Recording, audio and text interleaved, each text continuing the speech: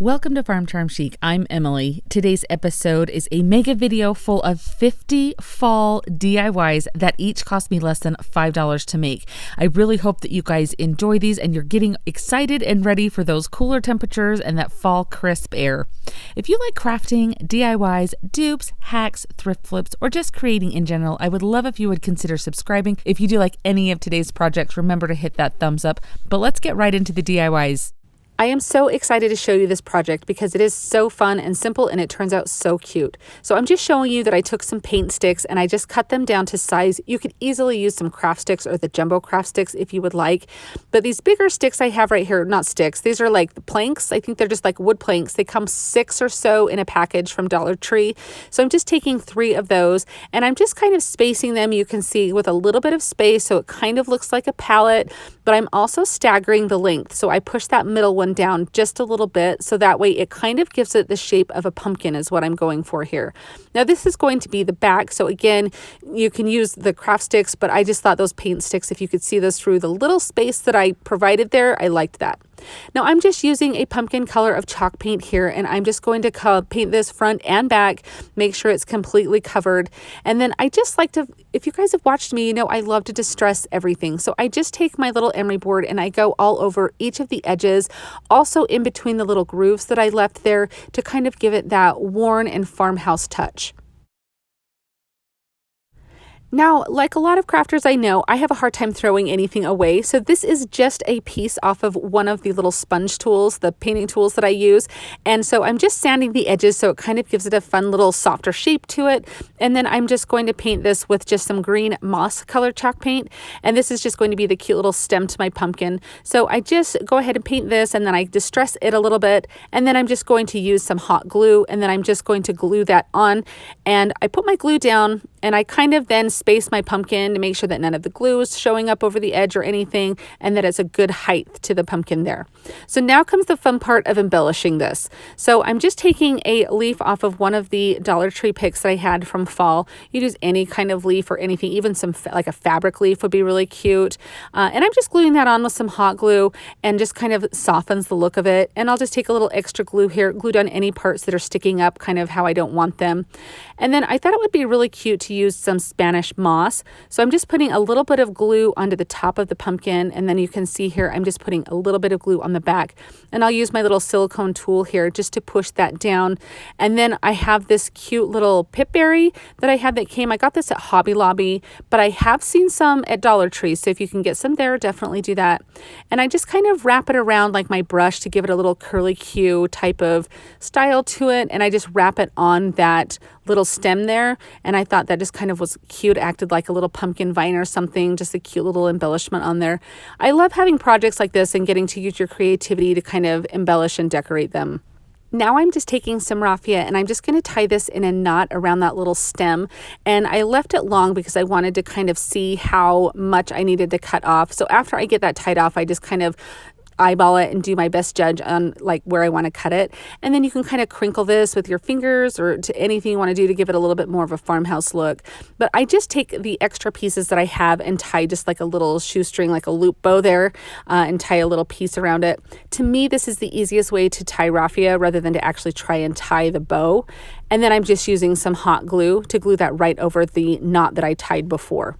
Now this would be really cute to kind of lean up against something, or you could even add it to another sign if you had made a bigger sign, but I just take a little tumbling tower block and glue that onto the back to help it stand. Look at how adorable this turns out. I love it, and it was not that much money to create, so you could definitely do this on a budget, and I think it turns out so cute, and it is definitely that perfect farmhouse fall touch. This is such a simple DIY. I hope that you try this because it was so fun. Now, I did find this wire in the jewelry section at Walmart, but you could easily just use, zip ties. You could just use twine to tie these off with however you wanted.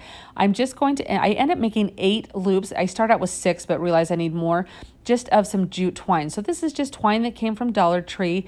I wrap it around each of my hands 20 times. So you could do more or less depending on your style, but just so you know, I did 20 times that I wrapped around and then I snipped it off. And then I just kind of tied it off with that wire. I wrapped that around so that way it stayed in place. But again, you could just use a short piece of jute twine to tie these off in the middle, so you wouldn't have to buy an extra thing of wire or anything if you didn't have that on hand.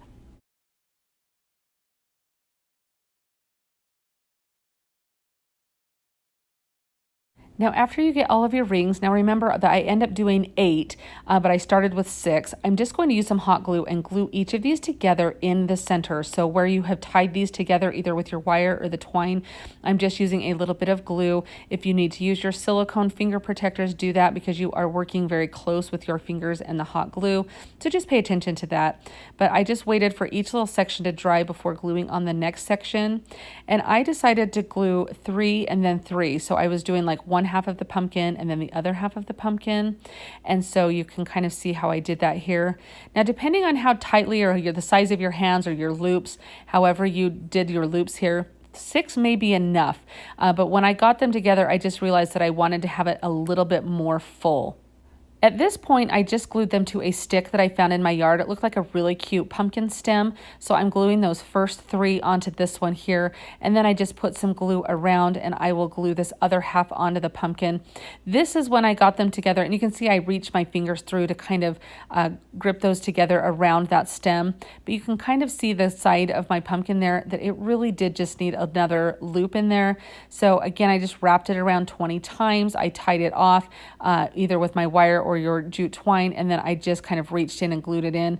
Once I added that, you can kind of see I felt like it needed another one to kind of make it a little bit more even. So again, the same process. This would be something so fun to do with like kids or grandkids. You of course would want to just help them with the hot glue part, but I mean they could easily wrap the twine around and everything and make these cute little pumpkins that ends up being so darling. I absolutely just love how this turns out. So this last one I did with just tying the twine on there. So if you need to rewind that to see, but that does show you kind of how I tied the twine on instead of using the wire. So I glue that one in and I just fluff it up a little bit to kind of make sure that it looks as full as I want it. And then I just wanted to put some hot glue around here because I'm adding some Spanish moss. I've been loving using Spanish moss in my fall decor. I don't know if it's just that it gives it a special softness or if it looks like pumpkin vines or what it is, but I've really enjoyed it. And I do just trim it up because I don't like it to be too wild and out of control. And then I have this pick that's from Dollar Tree, and I love these little silvery greenish blue leaves. So you can see I'm just putting some glue on the end of that, and I'll glue that in just as a little bit of the pumpkin leaf there to kind of add a different color to it. I'm just really pleased with how it looks. And I felt like it needed a little something else, so I just take some raffia and I'm just making a little bow. So I just kind of loop it around several times and then just tie that off in the center. This just adds another little bit of texture to it. I felt like the bow just kind of sets it off there a little bit, and I really love how that looks on there. I just think this turns out absolutely adorable, especially for how simple it was to make. It would be so cute sitting on a coffee table, just a perfect decor. This would be perfect to leave out for Thanksgiving, even all season long. What do you guys think of this one? This is such a fun project to use the tumbling tower blocks for. So these are just the tower blocks from Dollar Tree that I have. And I'm going to make some little pumpkins. And it's easier if I will try and explain the best I can in words, but you can kind of watch what I'm doing and that will hopefully make the most sense to you. So I start with my front tumbling tower block and I glue 2 pieces behind it. And I'm just going to fan my way out. And so it kind of goes in steps out from that front piece. Now I'm just using hot glue. If you wanted to use like some wood glue as well, you could do that. I don't plan on these getting a whole lot of like use other than just sitting around. So I didn't feel like they needed anything stronger than hot glue, but that's up to you. So can you kind of see how that shape is there? That is one side of the pumpkin, and I will repeat this process and to do it on the back side. But this time we'll be working our way in. So I will glue my pieces going inwards so that way it's just kind of the reverse. So I hope you can kind of see there. So I start to stagger them back because we're going to go to a point on that other side. So you can see this kind of coming together here. Now I've seen a lot of different ways to glue tumbling tower blocks to make pumpkins. This one, I actually just really liked the way that this staggered look here was. So that's why I chose to go with this way. So you could even go to Pinterest and look up some different ways to do these. So these have been around for a while and I just have never had the opportunity to make some. So I thought it would be kind of fun. So you can kind of see here. Now, what you'll do is I'm just putting a little bit of glue here, and I'll just kind of, if I need to pinch my blocks closed a little bit to make that fit perfectly, that's what I will do. But look at how cute that looks. Starting, doesn't really look like a pumpkin yet, but kind of starting to. So I decide I want 3 total of these pumpkins, and so I just repeat the process. Now you can stagger the tumbling tower blocks out a little bit further to kind of widen this, or bring them in to make a more narrow pumpkin. You can kind of do whatever you want to give any variation in size or look to each of your different pumpkins. But you can see I'm just repeating that same process here. This one I staggered them out a little bit further, so it is going to be a little bit wider, but I really like the fact that I have control a little bit over making them kind of different, because no 2 pumpkins are the same, and no 2 of your DIY pumpkins like this will be the same either. So here are 2 of them. They are super cute, and I end up making a 3rd one the same process. And so now for the fun part of trying to paint and embellish these however I want. So if you've watched me do any of my fall crafts, I have been using like the pumpkin color from Waverly, the moss color, and also just the plaster color. I love those 3 colors for the pumpkin variation. So you can paint these in whatever colors you would like to. And I'm just going to paint all of these. You just want to make sure you get into all of the little nooks and crannies and areas there, because there is a lot of different little corners on there. So I'll just go through and do those 3 colors on each of these pumpkins. This step is completely optional, but I really wanted these to look weathered and distressed and just really old and worn. So I just took some antique wax on the bottom of a stencil brush here, and I got kind of heavy with it because that's the look that I was going for. So it's just up to you. You can tailor this to your style, but I just dipped my brush in that antiquing wax, and I barely wiped any off. So it's not really like a dry brushing, just you don't want it goopy on the end of your brush if that. Hopefully you can see how that looks here of how I'm doing that. And then as your brush kind of dries, you can kind of go over some of the edges to give them a little bit more definition. Now to do the stems, I just took some Spanish moss here and I stuck that down in. You could see with my finger, it creates a hole, and I painted some tumbling tower blocks. I painted 2 green and 1 brown, and I just used the antiquing wax on the brown one. And that's how I'm doing these stems. So you'll see I stick my finger in there. It creates like a hole, so it will be easy for me to stick the glue down. And then I can just slip that little other block down there for the little stem. And I just repeat the same process on this 3rd one.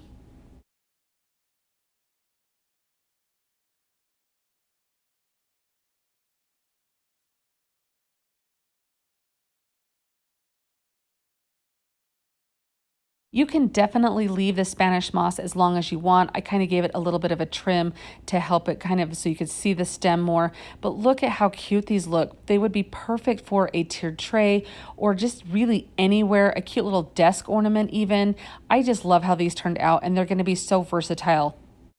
I picked this up at Vintage Market Days. It's actually the metal part of the front of an old-fashioned fan, and you can kind of see the paint's chipping and everything, so I did lightly go around to clean this off. But I got this to kind of have in my everyday decor, but as I was looking at it, it looked like it would make the perfect cute little pumpkin. I like doing pumpkins out of non-traditional things, as you guys have seen. So I'm just taking this as part of a plunger handle from Dollar Tree, and I just stained it with antique wax to be the stem. You could paint it green if you wanted to. I just kind of liked the brown on there, and I'm just going to hot glue this. So technically I could take this handle off, because with the hot glue I would be able to peel that off the back when the season was over, and I could then use it just as my everyday decor, kind of just as like an extra little piece. So I took some of this pitberry and I did wrap it around a pencil to get that little corkscrew shape for the pumpkin vine, and now I'm just going to tie some raffia around the stem. I just thought this would add a really cute texture to it, and just kind of, I want to jazz it up a little bit. So I am just tying this into a knot rather than a bow. I thought the knot would be really cute. And for a minute, I leave this raffia really long because I'm not sure how long I want to keep it. So don't worry, I'm not going to leave it this long. I just didn't exactly know where I wanted to put it once I got everything on there. So I decided to leave it long while I added everything else. So I'm just taking this little pitberry. It's just on a wire, and you can get this at Dollar Tree. You can get it at any craft store really. Walmart has it. And I'm just going to wrap it around the stem and then just kind of, you can see, wrap it over itself so that way it's affixed to there. Now, none of this is like a permanent thing. I do end up gluing some leaves on here, but I can easily peel those off. And like I said, I can use this for everyday decor if I want as well.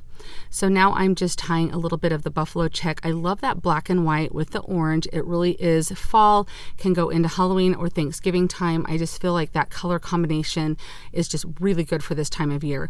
So these are just a couple of leaves off of some of the Dollar Tree leaf picks that I got, and I'm just going to glue those on. I like the contrast of both colors on this.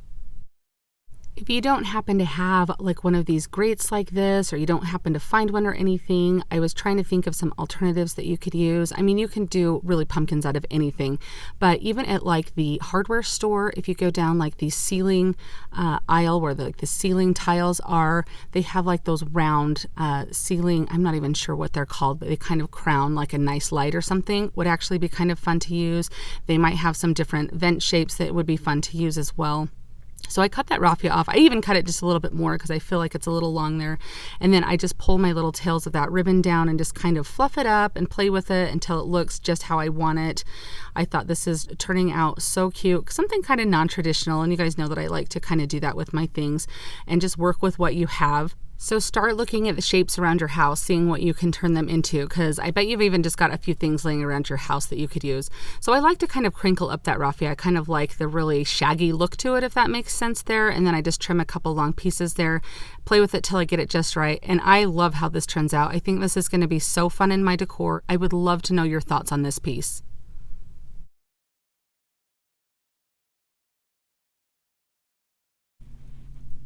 For this DIY, you can use any of the long signs from Dollar Tree. This is just one from Halloween that says spooky on it, but I'm going to be covering that up. So I'm just taking some craft paper and I'm just using my little X-Acto knife tool here to cut out a piece of craft paper to fit over that spooky part so you won't see that. You could sand the glitter off. It does get everywhere. I find, since I am just leaving this in my own home, that I don't need to sand that off. But if you were going to like resell this or anything, you would probably want to sand it off because you can kind of see where the glitter is on the back once this paper covers it. But all I am using is my trusty glue stick here. I love this Elmer's purple glue stick. It is the best. I love to buy it in bulk when it goes on clearance after back to school. But I'm just using that all over the entire sign there, and then I will just press that paper down firmly to make sure that it is adhered very well. And then I sand all of the edges to give that craft paper, have it look like it's perfect edge on there and it's made to go on that sign. Although I am going to paint this sign orange, I do give a base coat of just one coat of white chalk paint just to kind of help that orange pop a little bit more. I was trying to not use as much of the orange chalk paint. This is just Waverly's pumpkin color. I do end up adding 3 coats of paint on there to get the coverage that I want. And then I did just use my cutting machine to cut out the word thankful. You could use stickers to do this. You could do water slide decal paper, print on tissue paper. There are so many options. This was just the option that I decided to go with today, and I just Google imaged the thankful. I just put thankful in like Farmhouse font, and it just came up with different images that I used to cut from, so it's not an actual font that I used. But I just thought in Google Images it was great, so I just uploaded that into my Cricut Design Space.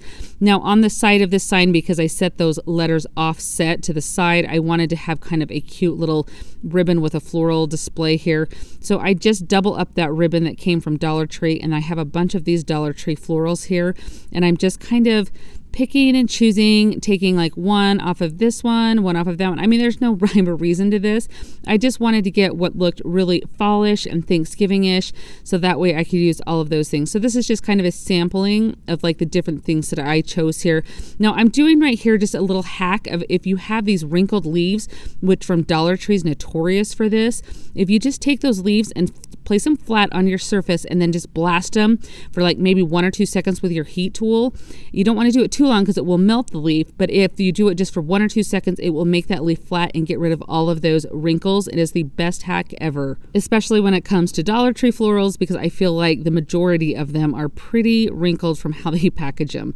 So my base is just a couple of leaves. I did like 4 leaves here, and then I just went around. I wanted like a little pine cone in there. I thought that looked pretty fallish. Some of the different little colors of the berries that they had. This little pumpkin came on like a pack of 6 of them. It had a little clip on the bottom of it, and I just just removed the clip and glued that down.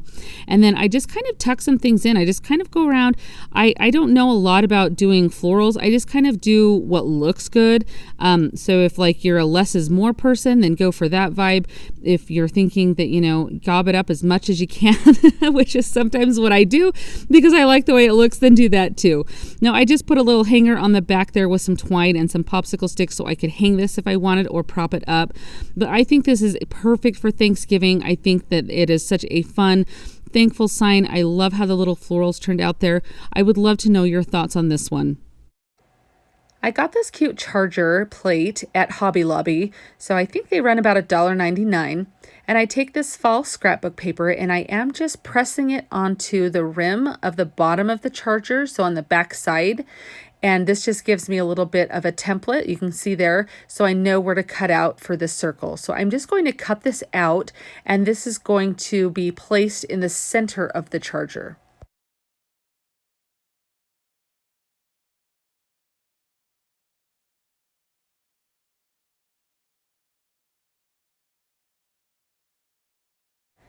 In my stash, I have this little bag of wooden shapes that I picked up at Hobby Lobby, and I just take 3 wooden ovals out of that, and I just paint them with the pumpkin color, all 3 of them, and then I also take a little craft stick and get a little end cut up to be kind of like my little stem to the pumpkin.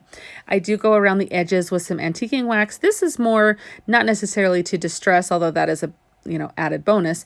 It's more to give some definition to each of these little ovals. So when I glue them together, you can kind of see the definition of all 3 pieces. This is going to make up a little pumpkin. So I'm just going to put a little bit of glue. You can see what I'm doing here on those 2 pieces. And then I put that middle piece in. While the glue is still warm, I do kind of ply them around to make sure they get the shape that I want.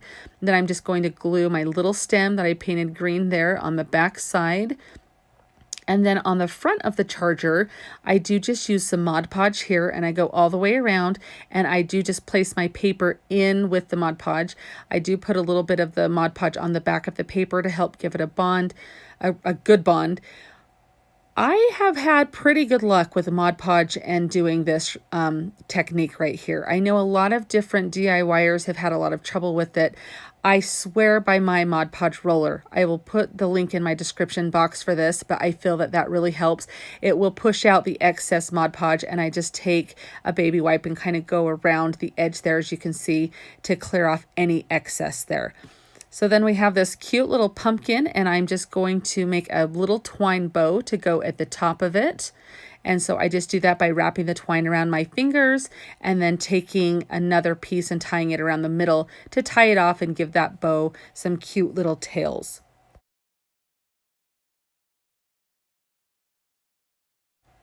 In my thrift store finds, I have this little leaf off of another pumpkin that I had found that I thought would be really cute to add to this. You could easily cut a leaf out of scrapbook paper or skip this completely, but I thought it was just a little detail that was kind of fun.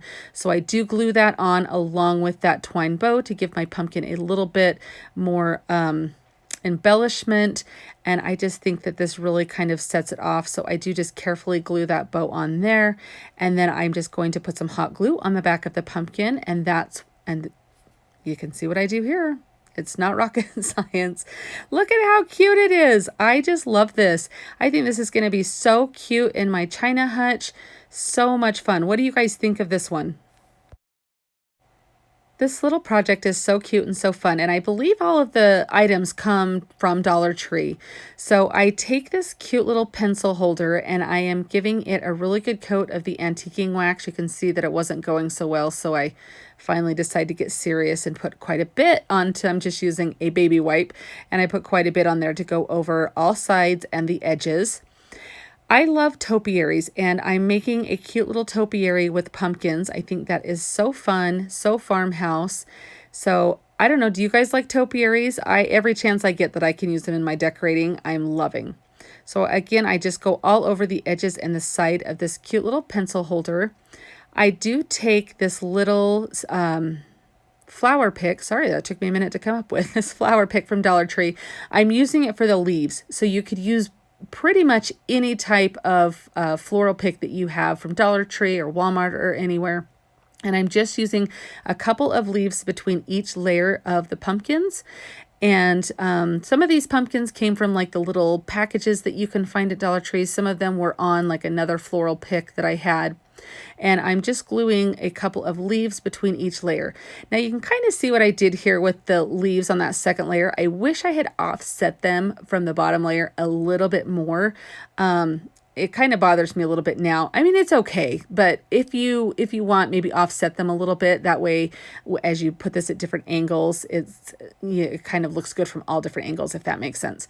But I am taking leaves from the same floral pick, and I am just gluing them around the pencil holder. This is just going to give like a nice little bed of leaves there for our pumpkin topiary to rest on. And just hot glue, and then I'm just using my little spatula there to push down and make sure that those have a good firm hold. And then of course I'm just going to put a lot of hot glue around the bottom pumpkin, and I'll just set this right on top of that bed of leaves there.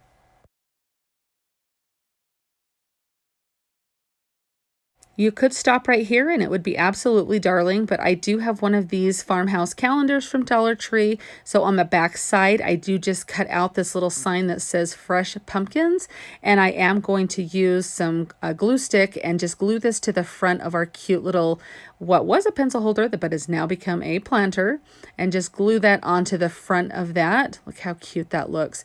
You could do any type of rub-on transfer. You could do any type of sticker or anything from your Cricut. Again, you could just leave it plain and it would be just fine. I do cover it with a little bit of decoupage to make sure that all of the edges are down good. It does seal that. And I think this is such a cute little decoration to have for fall time. This will take you all the way from the beginning of fall all the way through Thanksgiving. I think this is so fun. It's just like the perfect little piece to tuck into a little corner.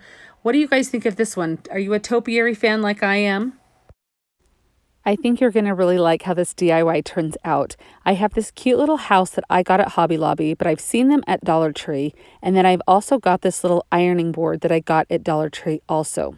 So what I'm going to do is make a mark on the top of this ironing board. You'll have to see if you can guess what I'm going to make out of this. And I'm just going to cut this off. So you can use an X-Acto knife, a box cutter, and do it that way. I just happen to have my saw right there, so that's what I used.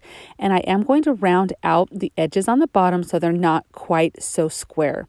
And I'm just making sure that this kind of fits the size with my house of how I want. So however big you want to make this, you'll do it according to your measurements.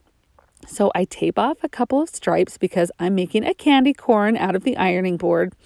And of course the top is going to be white, the middle will be orange, and the bottom will be yellow.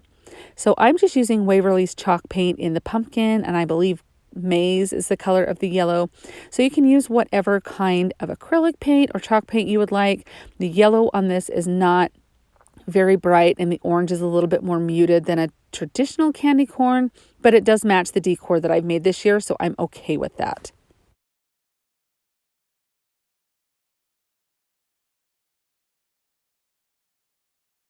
So I'm just going to remove my tape here and see how my lines came out. I think I did a pretty good job on getting those crisp, clear lines right there. So now I want to make some beads that are candy corn color. So I just take some wooden beads and I do 6 beads total, 2 of each color of the white, the orange, and the yellow.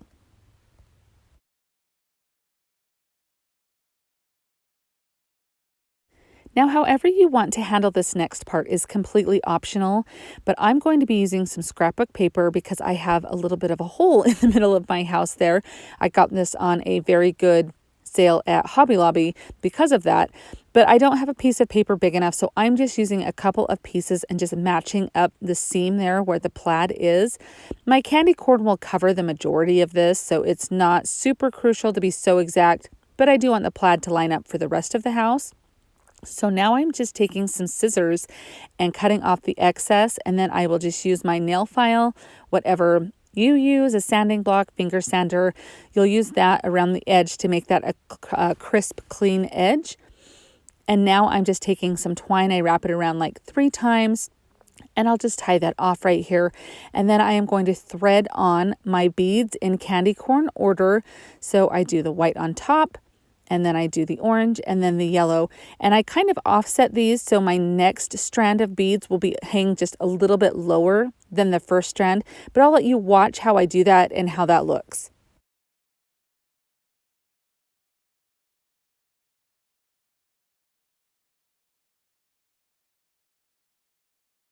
I take a little bit of twine and wrap it around my hand and then tie it off in the middle to make a cute little twine bow here to put at the top of my little hanging bead strands. And of course, you know me, I have to just dress something, if not everything, in my video. So I do sand the candy corn to kind of soften the edges, give it a little bit of a rustic look. I go around all of the edges, and then I also go in the middle there and kind of go over the yellow, the orange, and the white just to give it a really rustic look.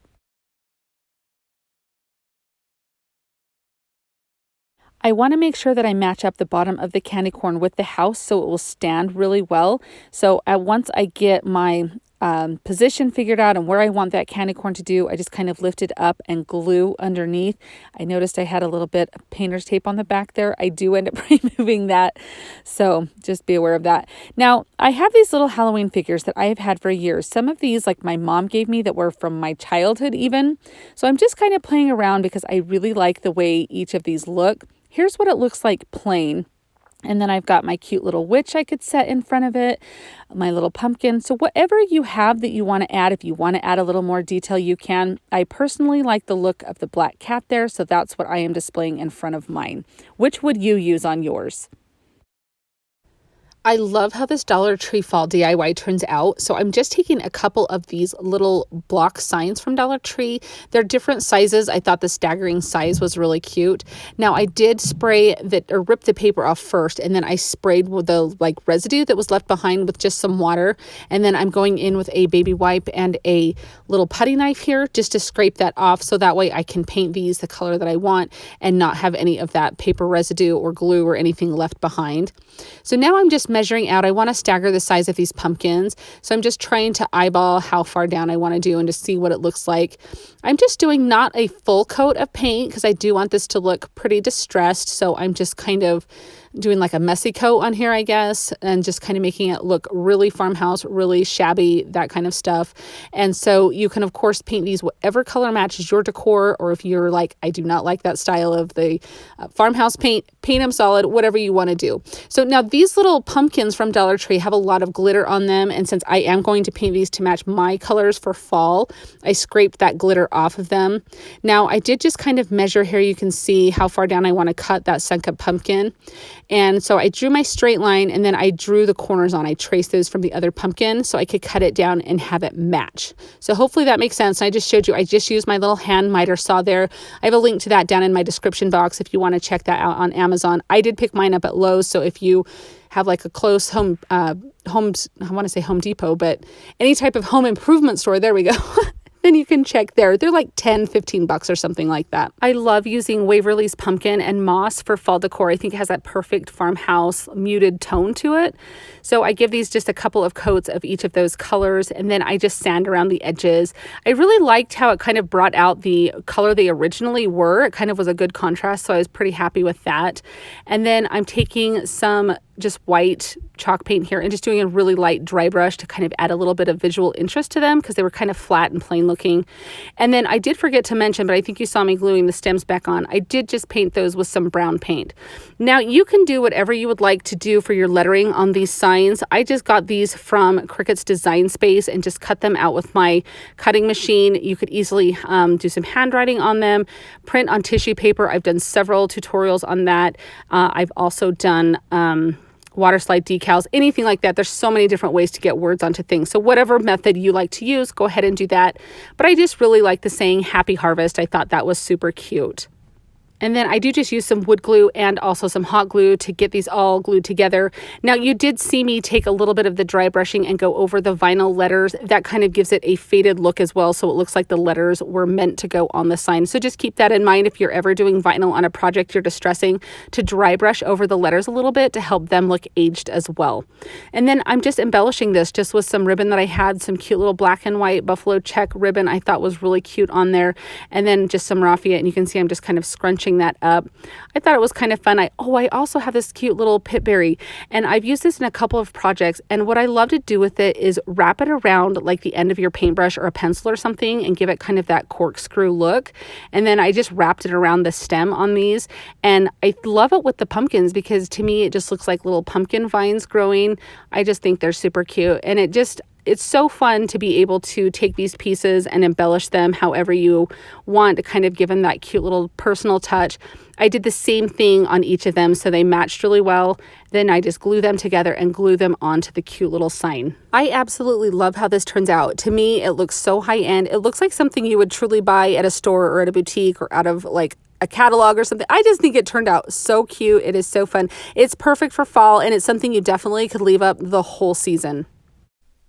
I have this wreath form that I got from the floral section at Hobby Lobby. It was on clearance, but you could easily use like one of these that you found at Dollar Tree or any other wreath base that you have. It will take like the same principle. So just use what you have or what you can find, because I'm not sure that you'll be able to find this exact one. And I'm just going to show you a couple of different ways. So I trimmed all of these picks from Dollar Tree, and you can see that I'm just using, they've got the wire stem on them, and I'm just wrapping it around the base of my wreath form here. So you can do that, or you can use hot glue, or you can do a combination of both, whatever works for what type of wreath form you're using. I just wanted to show you that you can easily pull those through on some wreath forms and then wrap those around if you're not a fan of using a lot of hot glue or anything on wreaths. So I'm doing a combination of the two. I'll wrap some, and then I'm showing you here that I just pull the leaves off of that wire stem, and then I will just hold them down in to glue those and go around the wreath. So I'm just using different colors of the autumn leaves here, and I'll use a couple of different styles too as the wreath goes on to kind of make this a little bit fuller. And you can kind of see I have to add a little bit of glue down in there sometimes, and then you'll even see that I will drop some glue down on some of the leaves here. One of them that I go to glue on, you'll see me do a big gob, and I'll kind of show you how I take care of that. But you just work your way around the wreath, and you'll just put wherever it looks like it needs some filling in, if that makes sense. You just want to keep checking it, hold it up and look at it and make sure that it looks even and that it's not like way bushy on one side and not on the other. Just kind of keep it even. I think this is where you see me drop the glue on the one leaf down there. And so all I do to take care of that is I try to wipe it off with my finger, and that doesn't work very well. So I just stick it behind the leaf in front of it and push it down, and that's going to hold that leaf right there, and you're never going to know. But again, you can just kind of see it's not rocket science, it's crafting. You just kind of go around, and wherever looks good, it is just hot glue. So if you have to pull it off because it doesn't look right or something, or add more to it, you can totally do that. Now, Dollar Tree has these little, I think it's just wheat is all this is, or millet or something. I'm not really sure what they call it, but it looks like wheat to me. So I thought it would be kind of fun to put that on the bottom of the wreath. Now you could I'm doing this where the base of my wreath has a kind of an arrangement at the bottom with a bow and some different florals here. But you could put this all around the wreath if you wanted to, but I'm just going to kind of move forward with how I'm doing this here. And so if you're doing it this way, you just want to make sure that you're kind of keeping it even. So it's symmetrical on both sides. And so whatever I do to the one side, I'll do to the other. So if I add 3 wheat on one side, for instance, I add 3 wheat on the other, kind of in the same spot, so it looks pretty symmetrical. You can do an asymmetrical look too if that's your thing, but for this one I'm just kind of going pretty symmetrical. And so I just have all of these different types of florals that I've picked up. When Dollar Tree comes out with their florals for this season, I'll just go buy like 2 or 3 of each kind of floral, or ones that look good to me. I try to get, like I said, different textures. You can see the different, like the wheat and the berries, the different leaves, things like that. So I have a kind of an arrangement or kind of like a good selection. So I'm going to make a bow to put on here, and I'm not the best bow maker. I'm working really hard on my bows, and so I'm just showing you how I'm doing this one, but I just loop a couple of ribbons there together. You can kind of see, and then I'll pinch them in the middle and put a zip tie. And then I also took just a piece to have as the tails to put in there with the zip tie. And I'm doing this 3 times with 3 different colors of ribbon because I kind of wanted the different contrast of the patterns. I love mixing patterns and everything together. So I'm just making each one a little bit smaller than the prior bow. You can see I just measure out 2 lengths of ribbon. I just fold them over on each other and then pinch them in the middle. And these little clasps, clamps or whatever you want to call them that you get at Dollar Tree are perfect for doing this, to kind of hold them so you can work or grab your zip tie or grab another piece of fabric or ribbon, excuse me. And I just put, you can see how I just put that tail in the bottom of that one. I just cut another piece of ribbon and just pinched in there with those. And then I'll just grab a zip tie and put around it. And then I just stack these one on top of the other and zip tie them all together. And then I just kind of trim my tails as I want. So you can cut them in a diagonal, dovetail, whatever works for you. And then I feed a zip tie through my wreath, and then you just want to make sure that it's going to fit around everything. So I fed it through like one of the little pieces of wood on my wreath here. And then you're going to kind of fluff it up before you tie it tight or cinch it tight, just to make sure it's exactly where you want it. And then you just, and here you can kind of see I'm doing a little bit of fluffing, and then I will zip tie that completely tight. Now I wanted to cover up that zip tie, so I'm just using some of these little berries that were left from one of the picks, and I'm just putting that over the little zip tie. You could do a button, you could do Spanish moss, whatever works, whatever you've got. A sunflower would be really cute. This is just what I had close by, and I felt like it mixed in really well where I had those other berries in the wreath. But all in all, I think this turns out absolutely beautiful. I mean, for Dollar Tree florals, something like this at Hobby Lobby would go for way more than what you paid for the bunch of Dollar Tree florals that you put on this. And it is something that will last me from year to year, and I think it's absolutely beautiful. What do you guys think of this? I got this little miniature dough bowl from Vintage Market Days, but I have seen them on Amazon. I'll try to leave a link below. But I like my sugar mold that I do, you guys have seen in other videos. I kind of like to change things out with my dough bowls to kind of make different things for different seasons. So I'm just going to make a little floral arrangement, almost like a little mini centerpiece with this. So I'm just taking some floral foam. You can just use regular styrofoam too, and I'm just gluing it together so it fits in. Now I'm not going to glue this in super well to my dough bowl because I want to be able to take it out and reuse it for different seasons. So that's why I end up taking the styrofoam out and kind of doing everything. I just have it placed in there right now so I can kind of get an idea of how big I want this to be.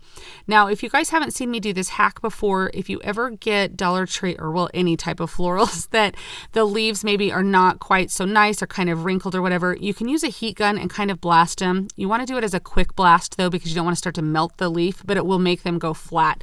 So I just did that to all my leaves so they had a nice crisp look to them. And now I'm just going to go around the edge and get the base of my arrangement here. Now, I am not a florist at all. I just do what looks good or feels good to me. So if there's something that you've done floral arranging before and you're like, ugh, that's not how you would do that, it's probably not, but I just do what works for me. So just kind of note that. So I'm just using a bunch of different leaves that I cut off from Dollar Tree picks, and I'm just doing, again, what looks good, the different colors, kind of making it even so not all one color's clumped in one area. And now I'm just on the top of this to cover up that floral foam. I just put some hot glue down and then put some Spanish moss all over it. Now these cute little pumpkins came from Dollar Tree, and they were the ones that had like the little metal clasp on the bottom. You can kind of see in one of these, you'll see me removing that off of there. And I'm just taking some skewers. You could glue this down, but I like to reuse a lot of things. Once I take this apart, I probably won't leave it for next year. I'll do something different. So I'll be able to use these in a different project if I don't ruin them with hot glue. So keep that in mind, but you are welcome to glue your items in also. Now I have some other cute little florals that I thought would match really well, and I just kind of stick those in anywhere that there was some like empty space or anything like that. And I love, love, love these things hanging over the edges here, these little berries. I'm not even sure what these are, but I thought they were so cute, and it brings that little touch of like a bluish color in. And then I'm just sticking some pine cones, and I thought it needed a little bit of a greener leaf in there, so I tucked those in. I thought it looked good. Again, you're just going to do what looks good to you. So now I'm just making sure that it fits in my dough bowl. And I will take some hot glue and just put a couple of little dots on the bottom here just to hold it in place, so if it gets bumped or something, it's not going to come like falling out or anything like that. And in between some of those pumpkins where I didn't really have any florals or anything, I just tucked with a skewer some of the Spanish moss. And then also around the edge of the bowl, you can kind of like, if you look at it at eye level, you'll be able to see that styrofoam a little bit. So I just tuck some of the Spanish moss all the way around that also. And then some of these pumpkins, you could kind of see like they had, the tops of them were a little rough looking. So I just put a little bit of hot glue around the top of them and glued a little bit of the teeny bits of the Spanish moss left over onto them. All in all, I think this turns out so cute. It will be a beautiful small little centerpiece. It would be perfect for like a coffee table, especially like so it doesn't block your view to the TV or something. I love how this turns out. One of the fun things of being a creator and a crafter is a lot of times you'll just be at the craft store or a boutique store or somewhere and you'll see really cute things and you'll think, hey, I think I can probably make that. So I saw these cute pumpkins at Hobby Lobby and thought, I can probably make something similar. So I did just buy the largest size dowel that they had at Hobby Lobby. Make sure that you get it when it's on sale. That way it was only a couple of dollars. And I measured them down and I cut, these are 6 inches that I cut this first set as, and I paint this set completely orange. I cut 4 of them because I'm going to glue them together to make one pumpkin. And then my next set, I believe I cut, these are 3 inches that I cut. And so I paint these a green color. These are just kind of the colors that I'm going with for fall this year. And this is all Waverly chalk paint that I'm using. I absolutely love the Waverly chalk paint. And I do just use a little bit of wood glue and then just a teeny bit of hot glue. That just gives it that little bit of a temporary hold so that way you can kind of make sure that it really does adhere. So I'm going to glue the 4 orange ones together and then I'll go back in and glue the green ones together also.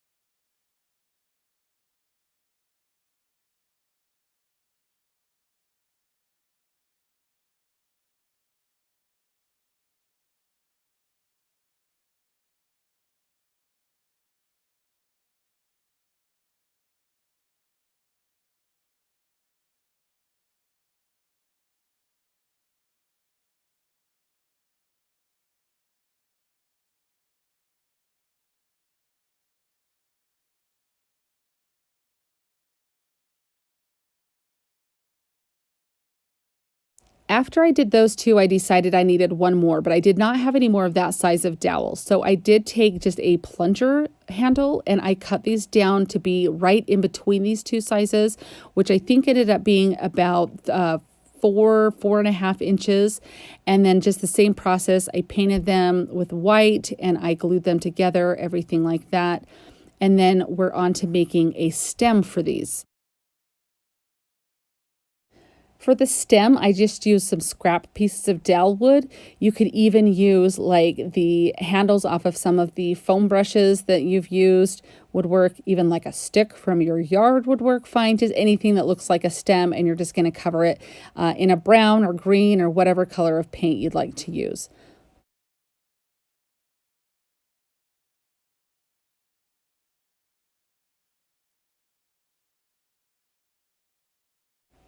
The next thing that I do is I go in and on all of the edges on these little pumpkins, I take the antiquing wax and I just kind of go over them to kind of make them pop, make it look like the little ridges that you see in a pumpkin. It kind of makes all those edges show. So I just really kind of go in and distress these really good.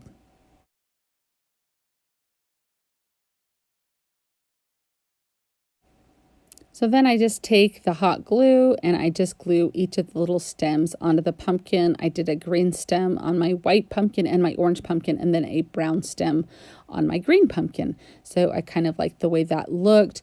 And then I do decide they need a little something extra. So you can see there that I just go ahead and tie a couple raffia bows to put on them. Look at how cute these look. I think they turned out so cute and so fun. Now, the ones I saw at Hobby Lobby only came in orange, so I'm so excited that I got to make my own and kind of have them in the colors that I want. When I was at Hobby Lobby looking for some inspiration, I did find these cute little pumpkins that were there. And so I do have an idea that I want to try with this. So I do take this little bit of embellishment that they have on here, the leaf and this little sunflower on here. I do just remove those. I do end up using them again, and I do take this little hanging tag off of there. I did not want the blue on there. I have a very specific idea that I want to try. So I do cover this completely in white chalk paint, the front and all of the edges, just to make sure that it has a good coat of the white paint all over. So that way it just looks really good. So then I take this out into my garage and I am going to drill several holes in this. I know this sounds a little bit odd, but just bear with me, watch what I do. So I do want to do my holes in pairs. So I need 4 holes in 3 different sections on each side. That does not make sense. I know when I say that, you're like, wait, what? So just watch what I do here. So I'm going to do, here we go, 12 holes on each side, if that makes sense here. But I'm doing them like one right next to the other.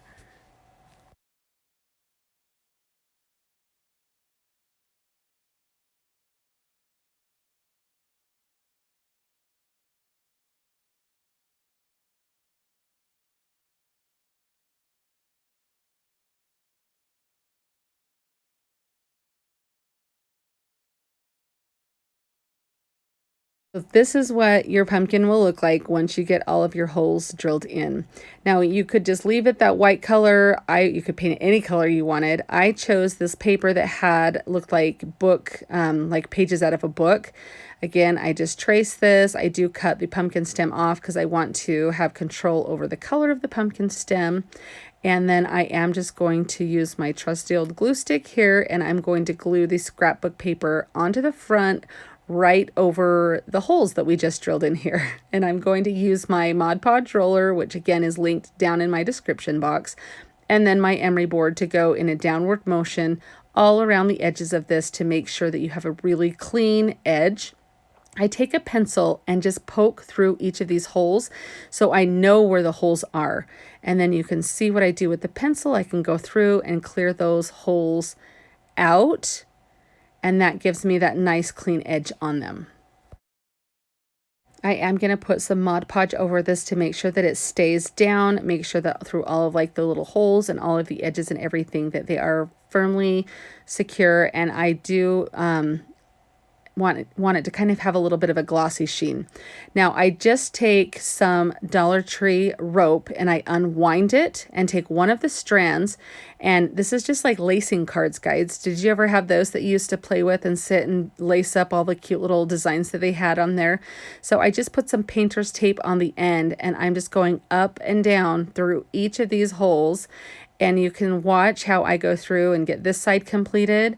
I just move right, don't stop or cut it off or anything. I just move right over to the next side, and I go in an up and down motion through that side too.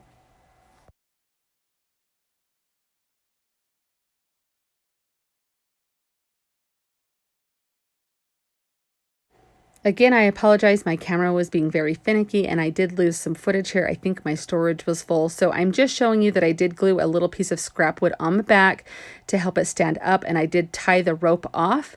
And then I took that original embellishment that came on it and I just rewired that back on. I mean, it was literally like you put the wire around and twist tie it. I do take a little bit of antiquing wax and go around the edges. You can see I did paint the stem of the pumpkin with a green color there. I just think this was kind of a different take on something. I don't know. I thought it was really cute. I love the little rustic rope going through the holes on there. What do you guys think of this? It's a little bit different, but I actually really like how this turned out, and I'm so excited to combine all of my pumpkins together that I've made. I love how this project turns out, so I hope that you do too. But I'm just taking some wheat that I purchased at Hobby Lobby. I purchased 3 bundles of it. I did not end up using all 3. Buy it when it's on 50% off. There's no need to pay full price. If you happen to have access to any other type of grain, barley, wheat, triticale, anything like that, even like foxtail, something like weeds that grow on the side of the road, you can easily stop and pick some of those, or use anything that you have like that, any type of decorative grass you might have in your garden when you're ready to trim it down for the fall. Anyway, I'm just taking these, and what I'm doing is you just take any size of canister that you would like. I liked the square shape of this particular one, so that's why I chose this. And I cut these down to the size, the length that I want. And I just use some hot glue along the edge of the jar, and I just one by one take these and place them with the hot glue. It's so simple and so easy, and I love how this turns out. I would like to say that right now would be a really good point to add a couple of rocks to your jar that you're using to help give it a little bit of stability. You can add them later, but right now is the perfect time to add them. So after I get all of my pieces of wheat here, I want to make a little decorative bow. So I do take some of this chicken wire ribbon that I picked up at Hobby Lobby, and be very careful with this. You should probably wear gloves when you use this. I have worked with chicken wire a few times and had sometimes not end so well. So I should have learned my lesson, but this went okay for me. I just used some wire cutters to cut it, and then I did just kind of wind on the back side of it. I just kind of wound the little loose edges together to do to get it to hold. And I did 2 layers of this because I'm going to put a ribbon around the middle where these 2 pieces join, if that makes sense. You'll see what I do here in just a moment. And I do apologize because my camera was being very finicky this day. So I do just take a piece of this ribbon and I just glue it all around. You can see how that covers the middle. And then I do make another bow out of this same ribbon that I did lose the footage for. Again, I do apologize for that. But you've seen me make some bows before. You can do whatever type of bow you want. And then I just glue that onto the front. And I did use another little black and cream ribbon to kind of embellish it a little more. But look at how cute this looks. I love this. I think this is going to be so fun. Kind of a good transition piece between summer and fall, in my opinion. This could even be something that you might leave out year-round in your house. What do you guys think of this one? With this DIY, I'm just taking this little cutting board from Dollar Tree and I'm going to turn it into a pumpkin. So I'm just painting it orange. I'm just using some pumpkin orange colored chalk paint, and I'm just going to do front and back, all the sides, everything. Now, if you want to do a variation of a different color of a pumpkin or something, feel free to do that. But I really just kind of wanted to make this one orange. And then I'm just taking one of these paint stir sticks. I buy these in a package there's several of them for like $1 or $1.50 or something. And I just cut one down to about 4 inches and I'm painting that green for the stem. Now, this stencil came from Hobby Lobby. I've actually been really impressed with their stencil section lately. They've kind of upped their game. They've gotten some really cute, fun stencils. But I thought this kind of had like a fun little French country feel to it, little fleur-de-lis type thing. So I'm just taping that on, and I'm just wanting this to go along the bottom of the pumpkin to kind of give it that little bit of a French country flair. When I stencil, I like to use painter's tape to hold that stencil in place, and then I just lightly tap up and down, and as you can see here, with just a small amount of paint on your brush. You don't want so much that when you stipple it down that it's going to like smudge paint underneath the stencil. So you want it to be a very light process, and if you have to go over it a couple of times, do that. And then once I'm done, I just peel it back, and I'm so happy with how it turned out. I thought this looked super cute. So I'm just kind of checking where I want the stem, and I'll just use some hot glue to fix that stem on there, and then I just kind of push that down and get that put into place, and it's starting to look like a pumpkin, I think. And now I'm going to put a little bit of embellishment on it because I love to do that. So I'm just gluing some Spanish moss to the top here, and I'll swing that all the way around to the back of that stem, and I'll glue it down there so it's all in place and it goes all the way around the stem. And then I just add a couple extra little things that I've got here for embellishment. These are little sprigs off of a boxwood pick that I bought from I didn't get it at Hobby Lobby. I got it at Walmart. Their boxwood picks are the best, and they're like $1.97, and you can do so many projects out of just one of them. So I'm just gluing those on. I'm just putting this one down because I wanted it to kind of go over the corner of the pumpkin there, and so I'll do that. Now I'm just taking some twine and I wrap that around my fingers several times and tie it in the middle to make a cute little twine bow. I thought that was cute to have a thicker twine bow like this. And then I felt like it needed maybe even something a little extra. So I have this little white pitberry that I have. You can get this Dollar Tree, any craft store really. And I'm just going to wrap it around the stem and kind of twist it so it stays on there. And then using just like a paintbrush, I'm just going to wrap each side around that to kind of make the curly cute little vines of a pumpkin there. And I realized that I had done them kind of long, and so I just trimmed them off to what size I want them to be. And then with the little pieces that I ended up trimming off, I end up just gluing into the top there, so there's a couple of extra little pumpkin vines coming out all around. I just liked the contrast of the white pitberry on this, and I just thought it looked really cute kind of all over the stem there, and that it just kind of was the little touch that it needed. I think this turns out beautifully. I love this. You could do this with any sign that you have or plank wood or anything. Nobody would know that this was a cutting board. And I really think that it has such a French country feel to it, and I just love it. On Etsy, you can find these darling little pie slices, and they come with the little whipped cream dollop as well as their pie crust, so they're kind of a three-dimensional look. And I really thought it would be so fun to make a pumpkin pie banner for Thanksgiving.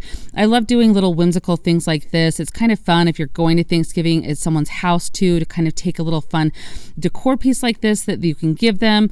I just thought this was so cute. So I just paint all of these, just the pumpkin color in chalk paint that's by Waverly. And you guys, it like really looks like the color of pumpkin pie. I was so impressed with the color, how it came out. And then all I did is paint the little dollops of whipped cream just with a cream color. I think it's plaster is what it is from Waverly. And then I am now just taking the pie crust, and I didn't do anything to the pie crust to treat it because I did like the color that it was already, but you could put like a little bit of like antiquing wax, just a light coat or something on it if you wanted it to look a little bit more toasted or something. I thought about maybe putting some like cashew color on there from Waverly, but I thought that might make it look a little bit, I don't know, not quite as appealing as just leaving it in the natural wood. So that's what I did. And I'm just using some wood glue to glue these pieces together. And then you guys, these Dollar Tree clamps are perfect for little projects like this. I just wanted to show you how many I use here. And and I'm just taking the whipped cream right here, and I'm just putting, and I smear the whipped cream, the glue around a little bit on that, and then just kind of eyeball and center that. I just thought these looked so adorable. I love this. Is going to be such a cute banner. So this just shows you all of my clamps that I'm using there. I love those clamps from Dollar Tree. Now I'm taking some wooden beads that I got off Amazon, and I always have those linked in my description box down below so you can see which beads it is that I use. And I just threaded some twine with a little bit of painter's tape so I could thread those through the beads easily. And I just did a pattern of like 2 small beads and then 3 larger beads and then 2 smaller beads. So at the beginning and the end, and then in between each pie slice, that is the pattern that I decided to do. I did use a thicker twine on this. It's a twine that I got from Walmart. So it's not the basic thinner Dollar Tree twine, which it was a little difficult to go through like the smaller beads. I may need to get one of those upholstering tools to kind of do that. But I really liked how the thicker twine looked coming through on that pie crust. And I feel like if you're doing banners like this, that thicker twine does make it look more high end. I've noticed the ones like at the craft stores and at the just at different shops that I've seen, they do use a thicker twine like this. So keep that in mind. I want to say it's like $5 or $6 for a pretty decent sized spool of it at Walmart. But look at how adorable this is. Now I'm just showing you here how I tie off the ends. What I'm going to do is I just tie a knot in the end so the twine's not going to come unraveled or anything. And then I leave the ends kind of long on this because if you don't know where you're going to hang it or you're giving it as a gift, you want to make sure that you can adjust like the length of it. So I'm just showing you here how you would tie it. So once you find how long you need it, you just make a loop like that. So it's just like folded over. And then you're just going to wrap this around your fingers here and tuck that loop through the little circle that you just wrapped around your fingers, and it's just going to make a little spot for you to hang. And you can just leave that little extra piece hanging down there if you would like. But look at how darling this is. I just love this. I think it is so whimsical. It is so fun. If you're not a fan of pumpkin pie, do you like the banner that I made here, or what kind of pie would you like to do? Hiding in my stash, I found this Easter tag sign from Dollar Tree. I'm just going to take my emery board and file off as much glitter as I can. I then will take some of this brown craft paper and I will cut it to size. And then in order to make this fit the best that I can, I'm just going to lay it on my sign and I will run my finger over the edge of the sign to indent that shape of the sign into the paper. So when I go cut it with my scissors, I can get the closest shape that I can. To adhere this to the sign, I'm going to use just some trusty old glue stick and some hot glue. I'm going to do this for a couple of reasons. First and foremost is there is a lot of glitter that is on this sign, and this will contain any that is left. We all know how much Dollar Tree loves their glitter. I swear they must own stock in a glitter company or something because they use a lot of glitter. So it will contain that. And the next is it's just obviously going to cover the design that is there up. It takes less paint and it is going to make it look a little bit more high end, kind of take it to the next level. So I just put my hot glue around the edge, and then once I place that craft paper down, I use my Mod Podge roller to flatten that out a little bit, and that just really helps adhere that. Then I'll just take my emery board and in a downward motion, I will just file off the edges of that craft paper, and that's going to give it that very crisp look. On the top and the bottom of the sign, I am going to put this cute little pumpkin craft paper that I did get from Hobby Lobby, and I'm using my ruler to get as straight of line as I can, and then to keep that straight line I will just use the edge of the paper. You can kind of see how I'm doing that there. And then the same thing, I will just rub my finger over the edge of the sign to indent that, and I will go in with my scissors and cut it as close as I can.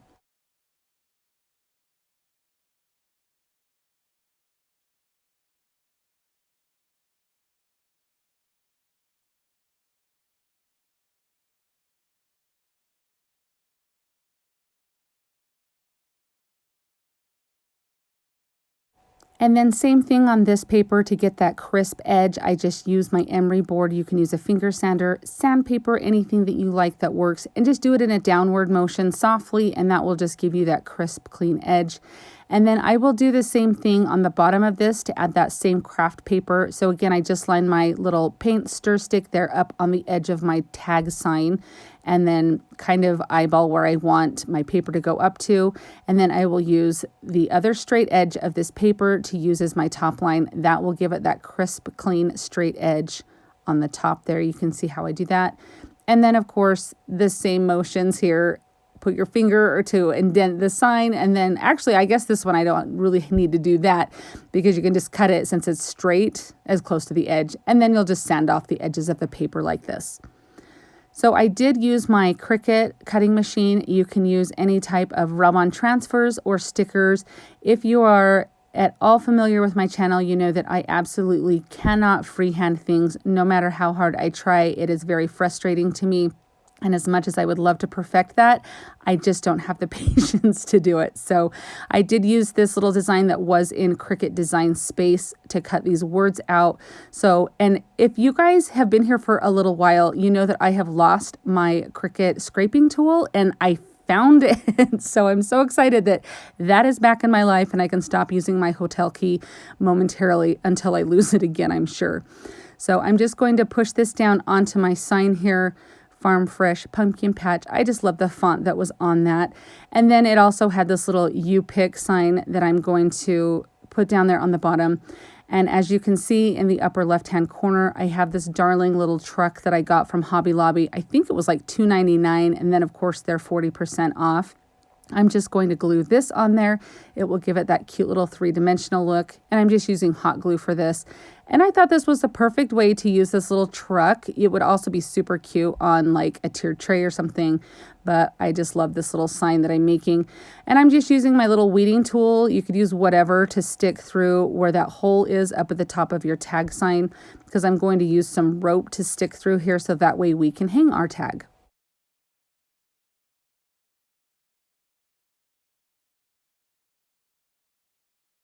So any kind of twine or string or whatever you have that you want to use to do this with will work. I just unraveled some Dollar Tree rope and tied a knot into the end of one of the little strands, and then I just stuck it through as you saw there.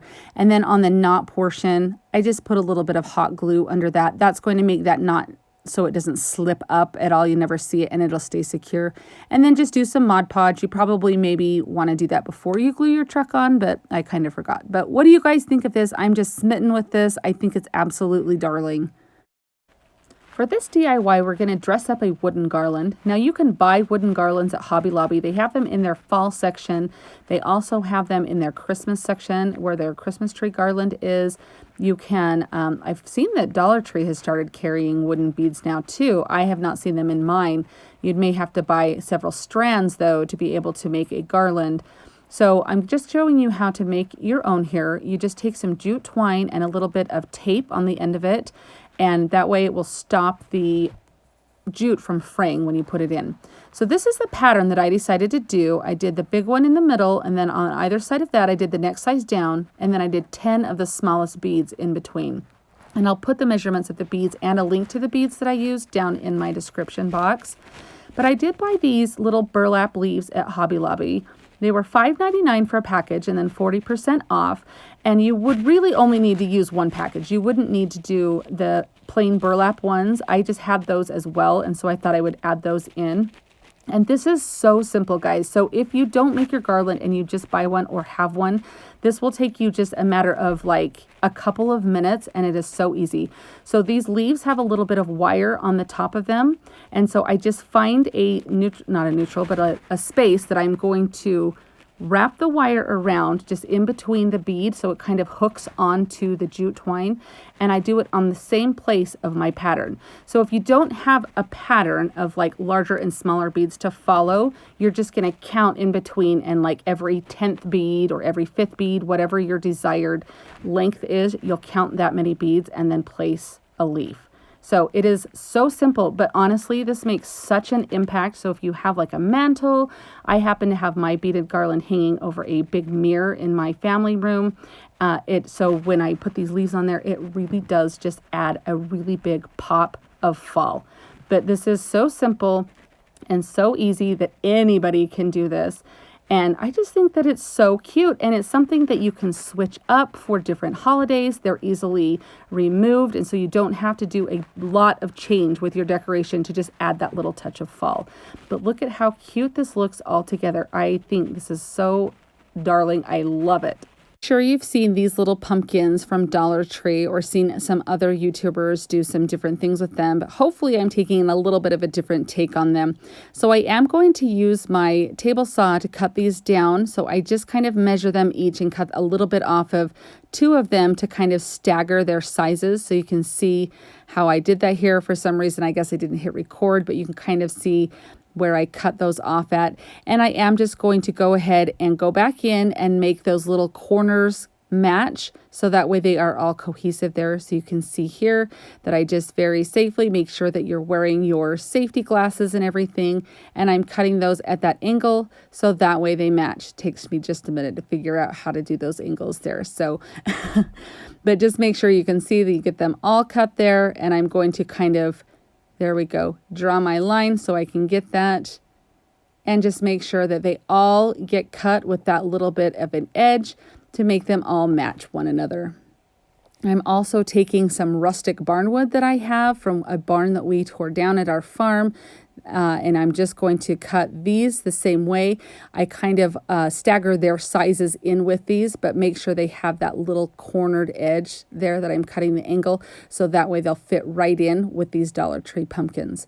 So you can see here what I'm going to do is take off the little bit of raffia bow that's on there, and I do kind of, you saw me sand a little bit to get that glitter off. Now I'm going to paint these to match the colors that I'm using for fall, which is, I'm trying to think of what the colors are here. There's pumpkin from Waverly Chalk Paint, moss from Waverly Chalk Paint, and then the plaster color from Waverly also. So I paint the 3 pumpkins from Dollar Tree, and then I will just leave the barnwood as the natural wood color.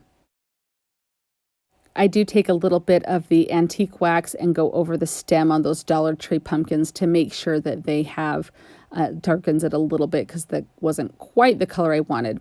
So I do take what's left in my brush from that plaster chalk paint, and I kind of do just lightly brush over these to give them a little bit of an aged look there. I take some square little cube blocks that I got at a package at Dollar Tree to put as the stems on these pumpkins. I thought that was kind of a fun contrast to the other stems that were there, and since those are the natural wood color, I left these the natural wood color. So I do just kind of organize these, kind of stagger them, figure out exactly how I want them to be before I connect them, glue them all to one another, which I guess is connecting, so I'm not wrong there. And then I'm just using a little bit of hot glue there and gluing those two, you can see side by side. And then I will glue those onto this one in the back. So I just go in with my glue, and I do just use hot glue for all of this. And then I just make sure you can kind of see that There we go. Then I just place this next one here in front, and I get that kind of positioned how I want it. And I'm just kind of eyeballing. There's no method to my madness. Just what looks good to my eye is what I go with there, and connect those all together. Now I did really like the little raffia bow that was on those pumpkins, but I kind of wanted to make my own. So I had a little control over how big or little I wanted it. So I thought it would be fun to just go back in and on those Dollar Tree pumpkins, just put a little bit of a raffia bow on each of those. And then I just leave my barnwood pumpkins plain.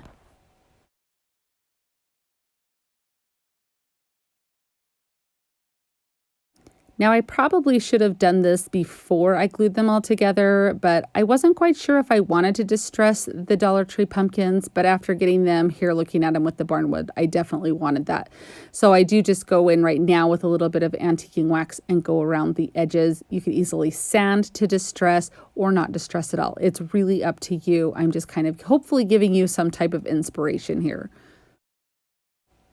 I got the cutest little set of wooden leaves at Hobby Lobby. It came with a bunch of different sizes and colors.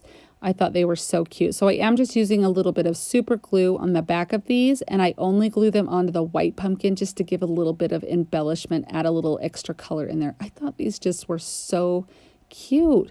What do you guys think of these? I think these are so cute for a tiered tray or even just to have sitting out on a shelf. I think this is the most adorable little frame from Dollar Tree. It has the cute little wooden out frame of it, but then the inside is a corrugated metal that has this cute little clip on there. So fun for pictures and things. So I am just taking one of the Dollar Tree calendars, and we're going to use some pictures off of the back of them. I'm sure that you've seen a lot of different crafters use the little back squares for so many different things. So this is just another little something that you could do. I thought it would be perfect for a tiered tray. So I do just take some scrapbook paper, and I have these fun little scissors that are also from Dollar Tree, and I'm just going to cut a shape out here that will fit underneath that clip there and kind of let a little bit of that metal show through. And then I will use my little square from the calendar and then some other little pieces of scrapbook paper and some little embellishments on here. I do two. I'm going to do one with the apple picture and then one with a pumpkin picture. And I thought it would be fun to kind of swap them out, or you could do several of them and kind of have them to swap out for different seasons. I have these cute little leaves that I got at Hobby Lobby. I thought this set was so cute, and I have used these leaves on so many different little things. So I just used some regular school glue stick. The purple glue stick is awesome. I absolutely love it, but that's how I get everything to stick. When it comes to the leaves, though, I do use super glue to make sure that those stay on really, really good.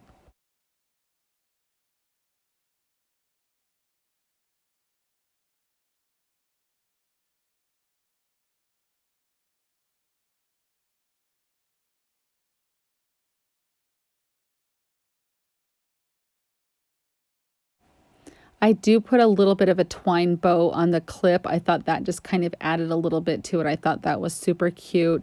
I think these are so perfect for a tiered tray. You could put any type of quote or saying or anything that you wanted to. If you see those frames, definitely pick some up because there are so many different things you can do with them. Same thing with these calendars. If you find these calendars, pick them up because there are so many different things to do with them. But this one, I just put the leaves over on the side. I think that they were just really cute there. I just kind of made them a little bit different. I just think these turned out so fun.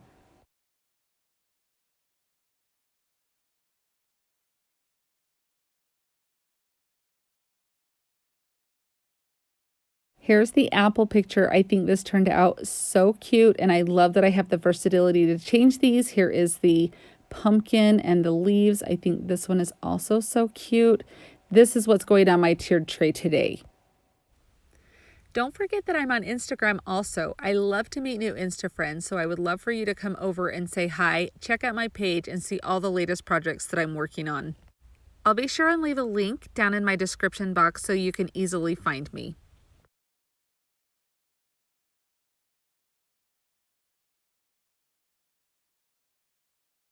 At Hobby Lobby, they have these really cute wooden chargers. They're $12.99 a piece, and they do have 40% off of them for fall, but I thought I could recreate them for much less and very simple. And of course, these are not going to be food safe, just like the wooden ones they had are not food safe, but I'm going to show you a really easy way to recreate these. So I have these little chargers, or got these chargers from Hobby Lobby, and they usually have some type of white charger that are around the $2 range. I also got these wooden letters in their fall section that say blessed, grateful, and thankful.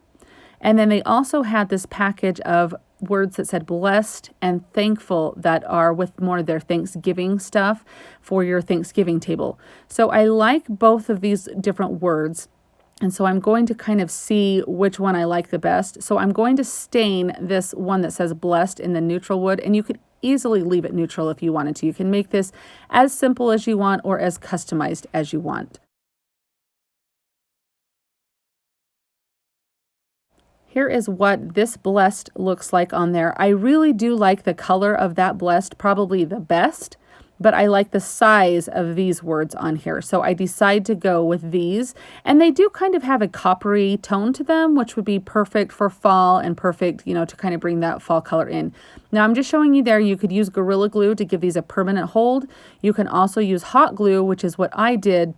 That way you could maybe change them up for different seasons if you wanted to. And so I do just run the hot glue on there and push that down really well to make sure that it gets a good grip. And then I do the same thing with this thankful. You can see I just kind of quickly go along all of the words there and then just hurry and place it down before the glue dries. That way you can kind of make sure that it sticks really well. And I do take my little weeding tool from my Cricut stuff, and I just kind of use that to kind of get the hot glue that might have seeped out to kind of give it a really crisp look.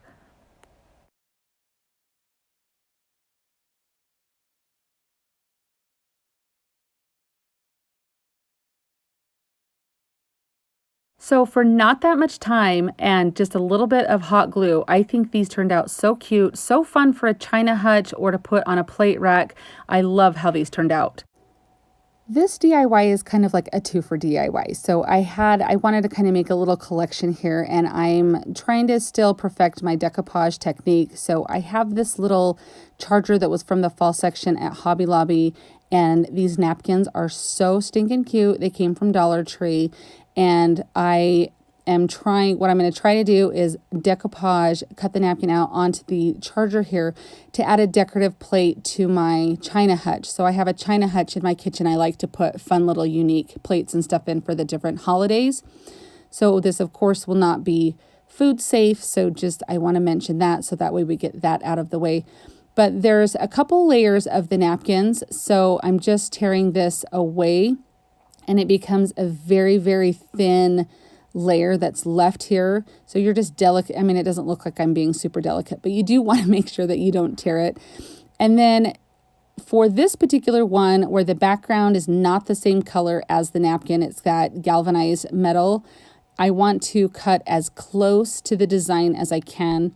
So this is a little bit, it takes a little bit of time because you really want to be as careful as you can.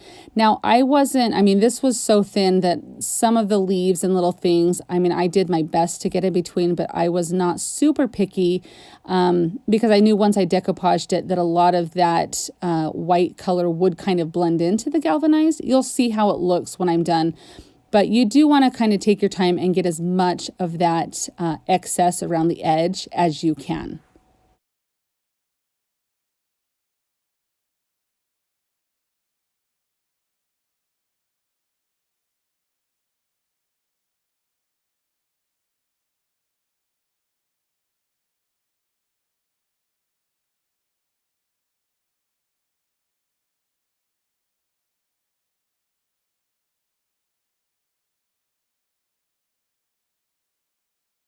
I put some Mod Podge down in the center of the charger here, and then I'm just taking a brush and I will just spread this all around the center. I don't go up onto the edge of the charger or anything.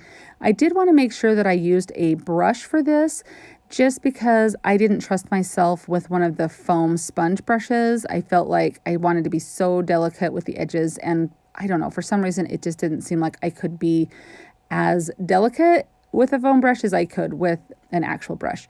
So after I spread the decoupage, not decoupage, that's the process we're doing is decoupaging. After I spread the Mod Podge out, I just lay down that little cute decal. So I did use my Mod Podge roller here, and I did quickly realize that like I didn't want to do that with this napkin because it was not as delicate as I really needed to be. I did not want to tear it or anything. And so I just went ahead with my brush and I just kind of go around the edges and make sure that all of the edges are secured down with the Mod Podge.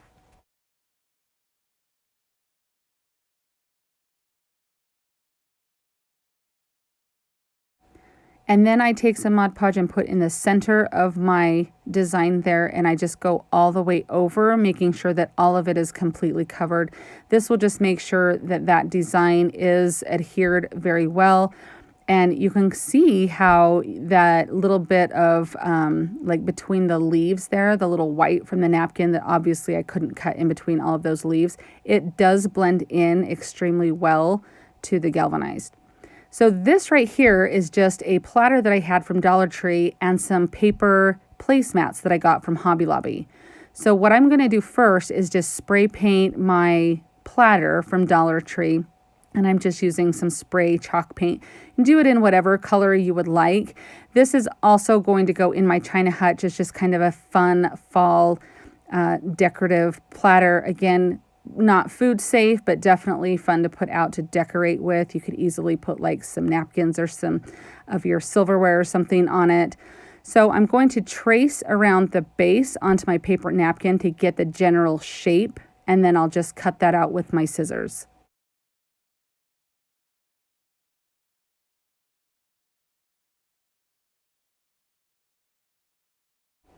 After you make sure that your little decal fits the exact way that you want it, you're just going to put some Mod Podge in here. So I just kind of put a bunch on there and go all the way around. This one I was fine using my foam brush with because it was not as delicate as that napkin. And then I do put a little bit of the Mod Podge on the back of the decal, the little paper placemat. And then you're just going to very carefully eyeball it, get it kind of, you do have a little bit of wiggle room with the Mod Podge. And I do get out my roller to kind of get out any bubbles or anything. And you'll see here that I end up lifting it up and then using that roller to go down. This worked extremely well for getting out the bubbles on that. So if you have one of the rollers, then try this method. I highly recommend one of these rollers. And again, I'll just link that down in my description box. So if you guys want to have a look at those, I absolutely love it. They do sell them at Hobby Lobby though. I've seen them there also. So I'm deciding that I want this particular platter to have the same texture all over, since, you know, if you were to buy it as like an actual platter that had a design on it, it would all have that glossy look. So I do go all the way over completely with Mod Podge. And my intent was to leave it like this. And so that's why I'm doing this step here. And then I actually decided, well, I guess right here what you're seeing me do is I decided to kind of antique the edges a little bit. Sometimes on a couple of plates that I have, it looks like they've kind of given it that farmhouse kind of style. So I thought that would kind of blend the white paint into the cream color on the napkin, not napkin, the paper placemat. Thank you. Okay. Anyway, and so I just kind of rub that antiquing wax in, and then I into the edges, and then I rub it off with a baby wipe. And then I'm just taking some of my plaster chalk paint and just kind of pushing that back in to kind of make it a little bit, that white pop through a little bit more. And then I go through and completely coat it with my clear coat spray paint. So I felt like that gave it the best shine to make it look completely like a platter that you actually bought, not like a paper placemat and a Dollar Tree platter. But let me know what you think of these. I love them. I think they're going to be so cute in my China hutch for fall time. I'm excited to have these in there. What do you guys think of these? Do you guys like decoupaging or not so much? I have these 3 pumpkins that came from Dollar Tree, and these 2 pumpkins have these little burlap, like printed burlap things on the front of them.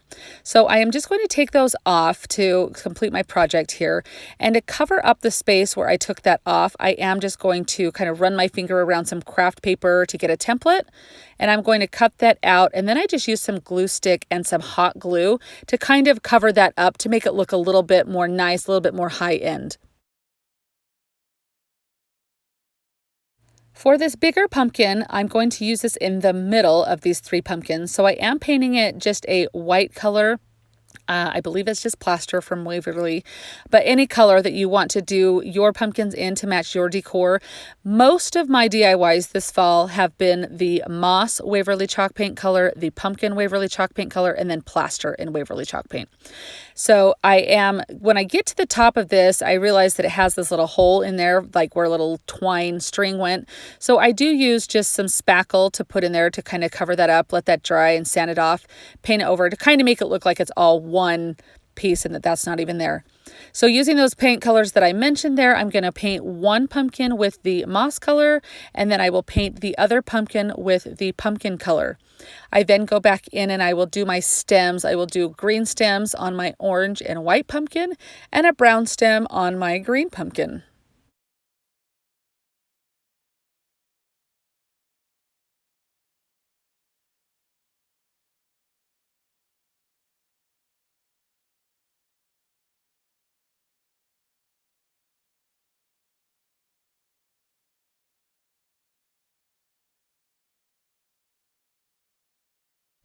Apparently, before I paint my stems, I'm going to go in and I do want these little raised areas on this center pumpkin to show up and have a lot of depth and dimension. And so I do go in with that antiquing wax on just a little teeny brush, and I go around the edges of all of these little raised areas. So that way it kind of defines them a little bit more. So from far away, you can see that they're there. You wouldn't have to do this. It's just, it makes them pop a little bit more. I also go around the whole edge of the pumpkin to do that on all of the edges.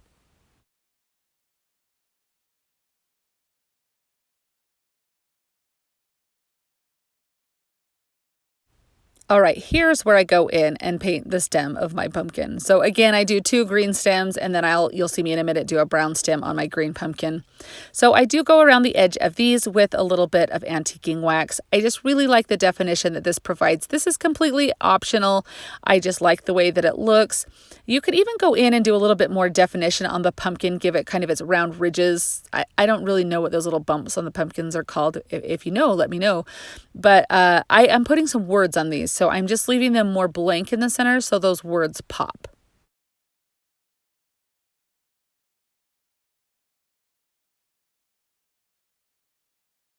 Hobby Lobby has these wooden words in their fall section this year. They say grateful, thankful, and blessed. You get like 3 of each, I believe, 2 or 3 of each in the package. And they are just a couple of dollars. It's a really good deal, I feel. And I've used them a lot, so I really have gotten my money's worth out of them. But I do cover these up with the white chalk paint.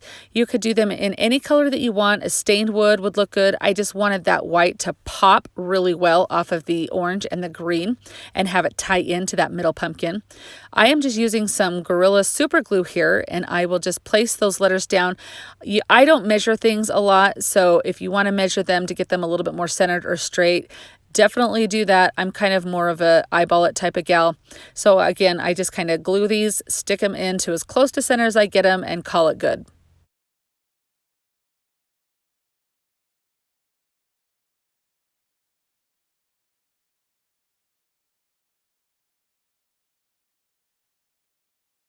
On my cutting machine, I cut out an ampersand. I do know they sell different styles of wood cutout ampersands at Walmart for I think like $1.97 or something. So that would be an alternative that you could do. You could even freehand one on there or print one out and cut it, decoupage it on there. A lot of different ways that you can do that to kind of make it if you don't have a cutting machine. I'm going over it with a little bit of the plaster chalk paint to dull down the glossiness of the vinyl because I don't think the glossiness really is all I had, and it didn't really fit with the whole project, so that's why I did that. And then I'm just going to glue the center pumpkin to the other 2. So these other 2 pumpkins have that little stand on the bottom of them, so that will act as the stand that will hold the whole sign up. And you can just see I'm just kind of eyeballing it there, getting it to look good. Guys, look at how cute this looks. I'm so excited for this one. So I'm taking some raffia that I have, and I'm just tying 2 little raffia bows, and I'm just kind of cutting them down and sizing them as best I can to make sure that they kind of match the size of the pumpkins to how I want it to look.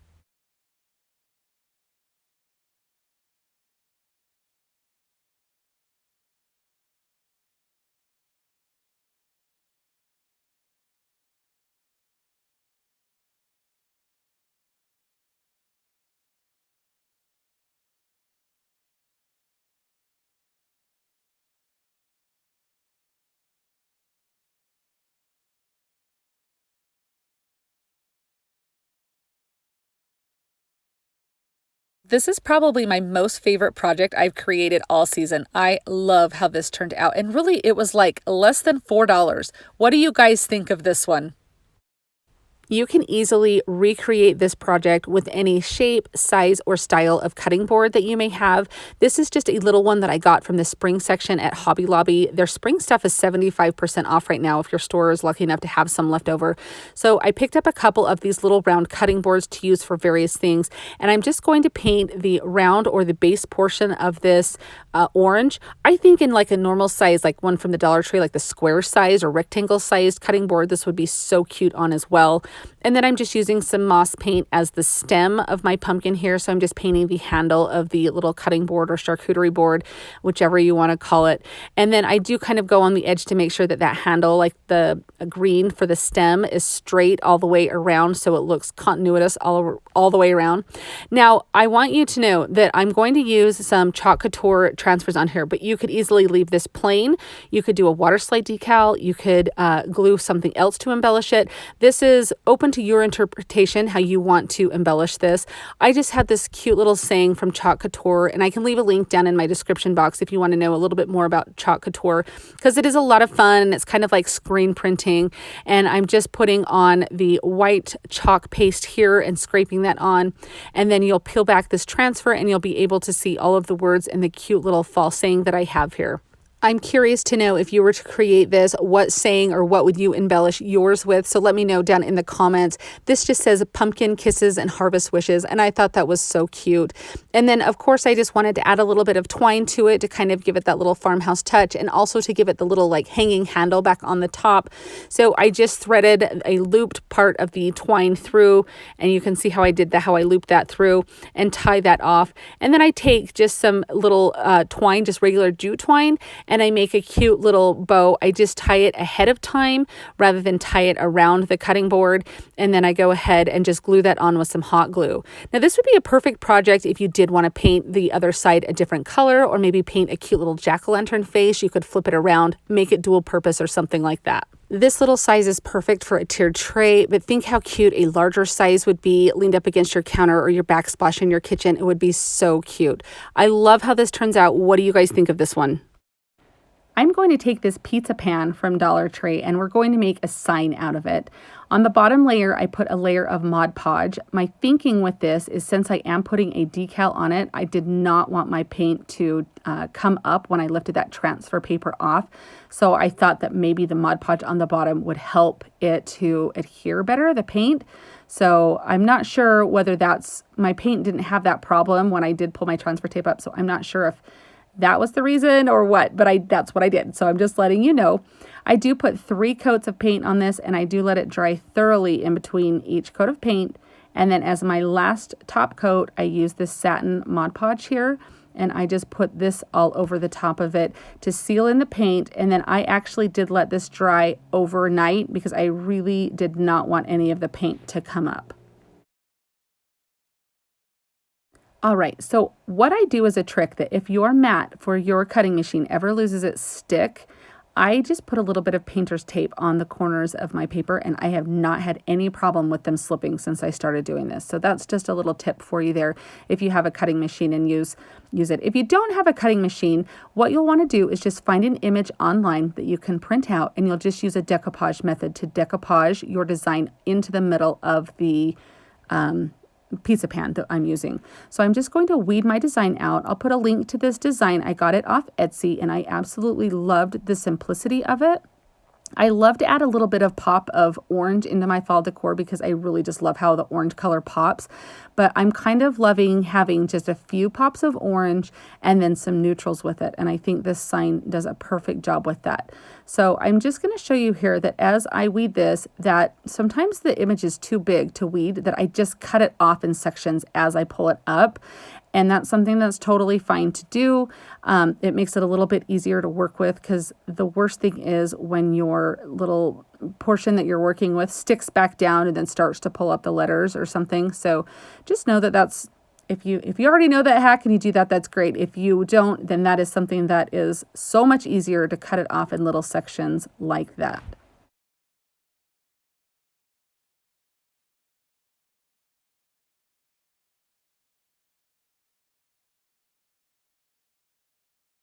After you get the main portion of your decal off of there, you have to go back in and weed out all of the letters. So that's what I'm doing here. And then I will get some transfer tape and I will take it to put onto my pizza pan. So I do my best to center this. Transfer tape and me sometimes have a love-hate relationship. Sometimes I absolutely love it, and then the next time I go to use it, like it sticks and it's not the best. It actually worked out very well for me today.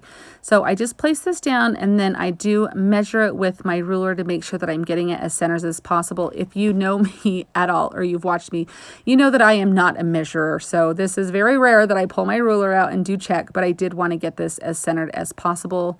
Once I am certain with where I want it, I do just use my little hotel key to scrape because I can't find my Cricut scraper anywhere. And then I just peel back the transfer tape, leaving the design on there. And if you have a little spot or something that wants to come up with you, you just kind of go hold it down and peel it back and it works just fine. But I love this design. I think this is going to be so cute. And I don't know whether I'm going to put this in my China hutch or put it in my living room or somewhere. I just think this turned out so cute and it was so easy. My mom recently gave me a bag of stuff that she was going to take to the thrift store, and in that bag was a bunch of these little blocks. Now, I remember these from when I was younger. She used to have a lot of fun different sayings that she had on them, cute little designs and everything, but clearly she was done with them and they are not quite my style, so I thought I would give them a little bit of an update. So I'm just taking 3 of these, and there was like 20 or more of these blocks. There's a lot of them, so I've got a lot of DIYs with these coming up, I'm sure. Anyway, I just covered them all in some white paint, just some chalk paint. It did take several coats just because of the dark letters on there. I probably could have sanded them down, but I was feeling, I guess, a little bit lazy this day. And so I just went over and painted them all and gave them a really good coat.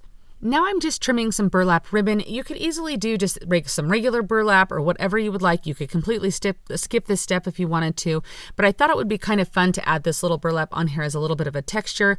So I'm just peeling a couple of the strings off around the edges to kind of fray it. I wanted this to look a little bit rustic, maybe not quite so uniform. I know that the burlap ribbon from Dollar Tree, it seems to, for lack of a better term, fall apart a lot easier. So it could probably look a little bit more rustic because I know that when I've made things with that, I feel like the strings fall out of it really easy, like the burlap weave. I didn't have any of that on hand. So this is just some I had from Hobby Lobby. So I just went ahead and cut this down to size. And then as I did that, I was just peeling pieces off. And then I actually kind of scratched the edges here to make sure it kind of has a little bit more of a rustic. So this is kind of up to you and what your taste is. And then I'm just going to use some hot glue to put on the back of these. Now, before I glue these on, I have all of these little pieces. They have things like this from Dollar Tree, like the little wooden stickers. Some of these are just in my stash. I think they all just came from different craft stores. And I just found a couple of leaves. And I was going to use that little truck up in the corner there on the right-hand side. However, I decided it's a little bit too big for the block. Like it kind of hung over a teeny bit and I didn't love it. So I do end up not using that. But just using some hot glue, I'm just carefully gluing that burlap on. You just want to make sure either wear your finger protectors or be really cautious as you're putting those down because, that burlap, it's going to let that glue seep through. So you just don't want to burn yourself doing this. And I end up doing this on all 3 blocks. I'm just putting these little leaves on here. I thought those were really cute. And originally, like I said, I'd wanted to put that little truck on that block that's on the top there. And so I was going to leave it blank, but it just didn't quite fit and it just didn't look right to me. So I go ahead and cut just another piece of the burlap using the same method and just glue that down for the top one and take one of these cute little pumpkins and I just glue that on. This is just one of the wooden stickers. And you could tailor this to any season or any holiday that you wanted. But this was so simple and it's just cute. It just brings that little essence of fall into your decor. It would be darling on a tiered tray or anywhere that you wanted to set something like this. Even just a little gift to take somebody, so easy, and it turned out so cute. I found this darling little baking dish at Dollar Tree, and I'm not much of a baker, to be honest, but I thought it would be darling for using for fall decor. And so I'm just taking some Spanish moss to place in there. You can hot glue it in. You can just set it in, whatever you would like to do on this. I just thought it would be kind of fun to have this sitting in with my China hutch with some of the little dishes, bringing just that feel of fall with the cute little baking dish. And now these little pumpkins came from Dollar Tree, and they are on a clip. I know a lot of YouTubers have used these for other things. They'll take the clip off, but I thought it would be kind of nice to be able to clip them into that Spanish moss rather than having to use a ton of glue. That way I can take them off. I can do it again. I could change out if I wanted to put something different in this little baking dish. It does say on this baking dish though that it's like dishwasher and microwavable safe and stuff, so it looks like it's totally food safe if you want to use it for that. But if you just want a cute little dish to put some pumpkins in and have it be a cute little vignette, I think that this is perfect. I think it turns out really cute, and it's something that is so simple and easy. What do you guys think of this one?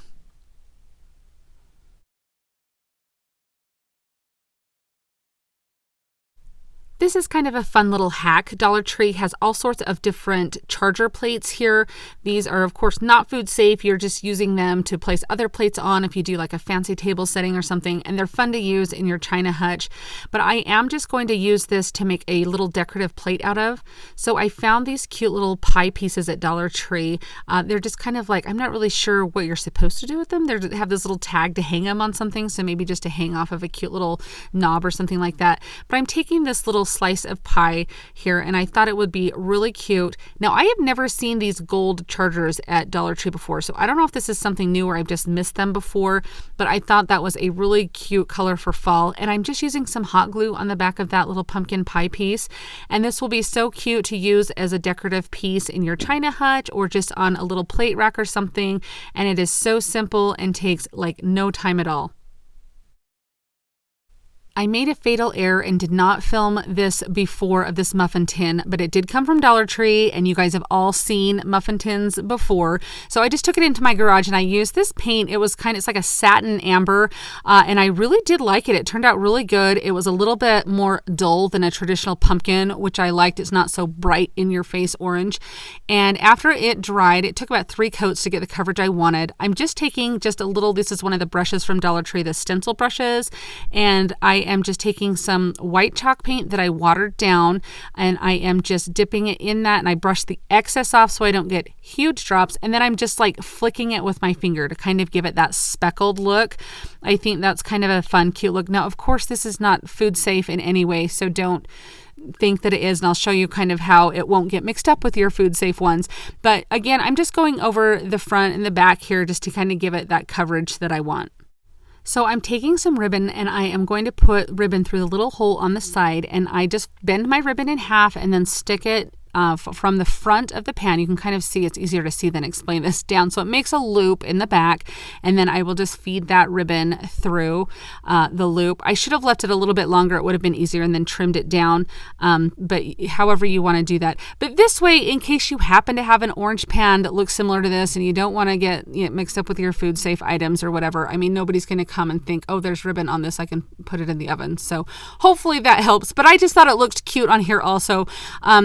This would be really cute to sit out with some like little Halloween candy that's wrapped in it, like, some little Kit Kats or Reese's or something like that. I thought would be super cute kind of in this for like a little tray display. But it's just kind of fun. I have a couple of these that I use for different seasons to kind of in my china hutch just have as a little, it's a kitchen item, and it's just kind of fun to decorate it and have it look, kind of festive for the season.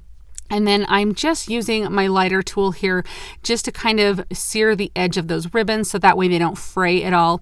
And then you can see those little pumpkins sit really cute in it. I just think this turns out really cute. It's something that's kind of fun, and it just kind of adds that like festive flair to your kitchen for the holiday. And you can do this with any color of paint for any season. I love that Dollar Tree is starting to carry these cutting board signs. I love making them over. They are cute the way they are, but it is always fun to kind of make them match your decor and customize them a little bit. So I'm just flipping this one over, and I'm just using my heat gun, and I'm just using this to heat up that sticker on the back because I'm going to make the back the front. I'm just going to cover it in my base color of paint. I'm choosing just to do plaster from Waverly's chalk paint, and I just give it 2 or 3 coats to make sure that it is covered how I would like it. And I want to put some orange stripes on the bottom of this. I thought that would be really cute for fall. These will all take you from fall right into Thanksgiving, so you can leave them up all through the season. And I'm just taking some pumpkin color chalk paint, and I am just using my little stencil tool here. This is just one of those little packages you get at the Dollar Tree, these little foam brushes here, the circular size. And I'm just pouncing up and down with a little bit of paint on there and just making sure that I don't overdo it with the paint and do a couple of coats. And you can see that there is no bleed through at all. Once that's dry, I'll stick on another piece of tape just a little bit lower, and then I'm just making a little ticking stripe here. I thought it would be cute to kind of have two littler stripes below that main stripe. So I just kind of eyeball the size. If you're someone who likes to measure and be perfect and exact, go ahead and measure. I just kind of eyeballed it. I figured that it's going to be sitting up in my china hutch or in my cupboard. It'll probably have some things in front of it. So if they weren't quite even, it was okay, but I think for eyeballing it, it ends up pretty good. I found these darling little cookie cutters at Dollar Tree. I don't make cookies a whole lot, so I bought these with the pure intent to decorate with them, so I'm going to use them on this cutting board here. But I realized I need to put some craft paper on the back, which was the front of the sign. This has some glitter on it. You can try and sand it off and everything if you want. I found that it's easier. I just use Elmer's school glue, which you guys, if you've watched me before, know that I'm obsessed with that stuff. I use it all the time. And then I just do some hot glue around the edge, and I'll take my brayer and just kind of go over while that glue is still pliable. That helps the sign stick all over, and it's not going to come off or curl up or anything. And then I just am taking my little emery board here and I go around the edges. This is sped up. It is a slow motion that I do, but you just want to sand away from the back of the cutting board. That's going to give you a nice crisp line. Once I get that sanded away, then I'll kind of go over the side of it to make sure that all of that comes off. So now I'm just taking my cookie cutters here and I'm just tying some twine to them so I can dangle them from the cutting board. You can see that I added some jute twine at the top there. Don't worry, I end up removing that because of how I want to stick these on. I'm realizing now that there's not really a way for me to stick the twine from these tied together, and I just stagger them, as you can see here.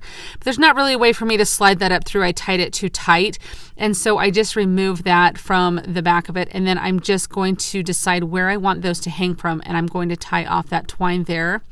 And then I'm just going to hot glue this on the sign. You'll see exactly how I do that here.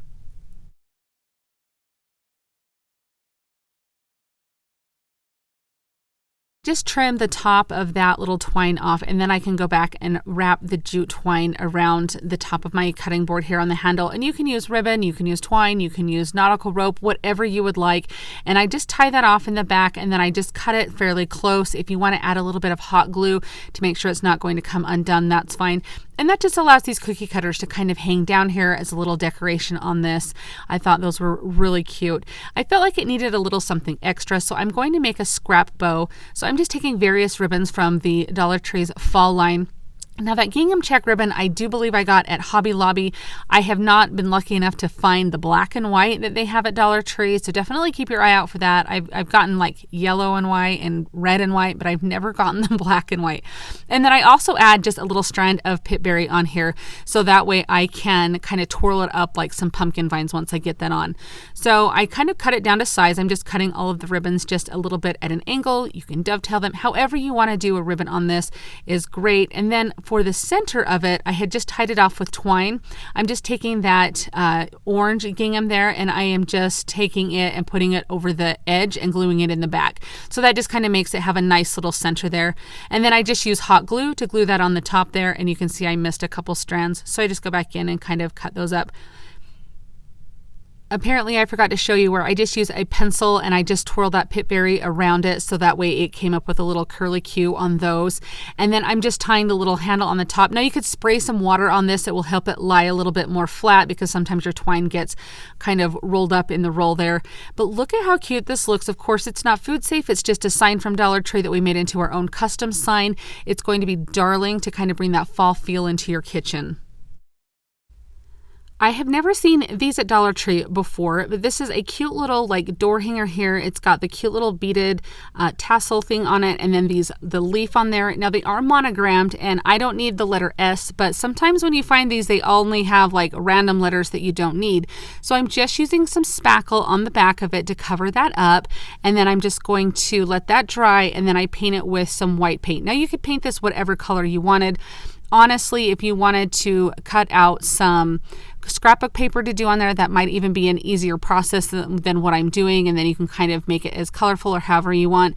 But I just paint both sides of that white, and I have these little rub-on transfers from Dollar Tree, and I'm trying to decide where to place it to get like the most on there, and I end up deciding to kind of cut them and place them custom like where I want them, so that way I can get as many as I want and the different colors.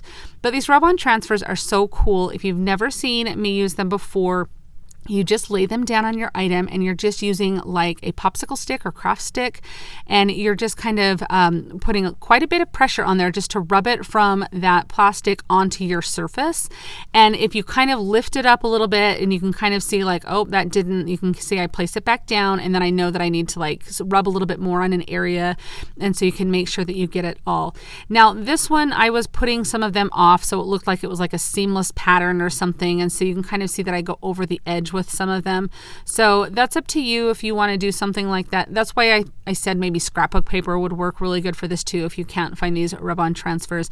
But I loved these pumpkins. I loved kind of the muted color, and I love, if you've watched my videos for fall, you know that I've been using like the plaster color, the pumpkin color, and the sage color from Waverly's chalk paint, or sage or moss, or maybe I've been using both. But anyways, it's kind of a muted green color, not so like in your face. But I'm just taking some Mod Podge and I go over to seal that design in because they will scratch off, and then just taking some antique wax. This is totally optional, but it kind of gives a little bit of a distress to it, and I like the defined edge on it. So that's a matter of personal preference, but I do kind of rub the excess off on the front of that, so it on my leaf there, so that way it does kind of look distressed too. And then I even go over the beads just a little bit. And then on the back side, that's where the letter was. You can't even see where that S was. I do the same thing.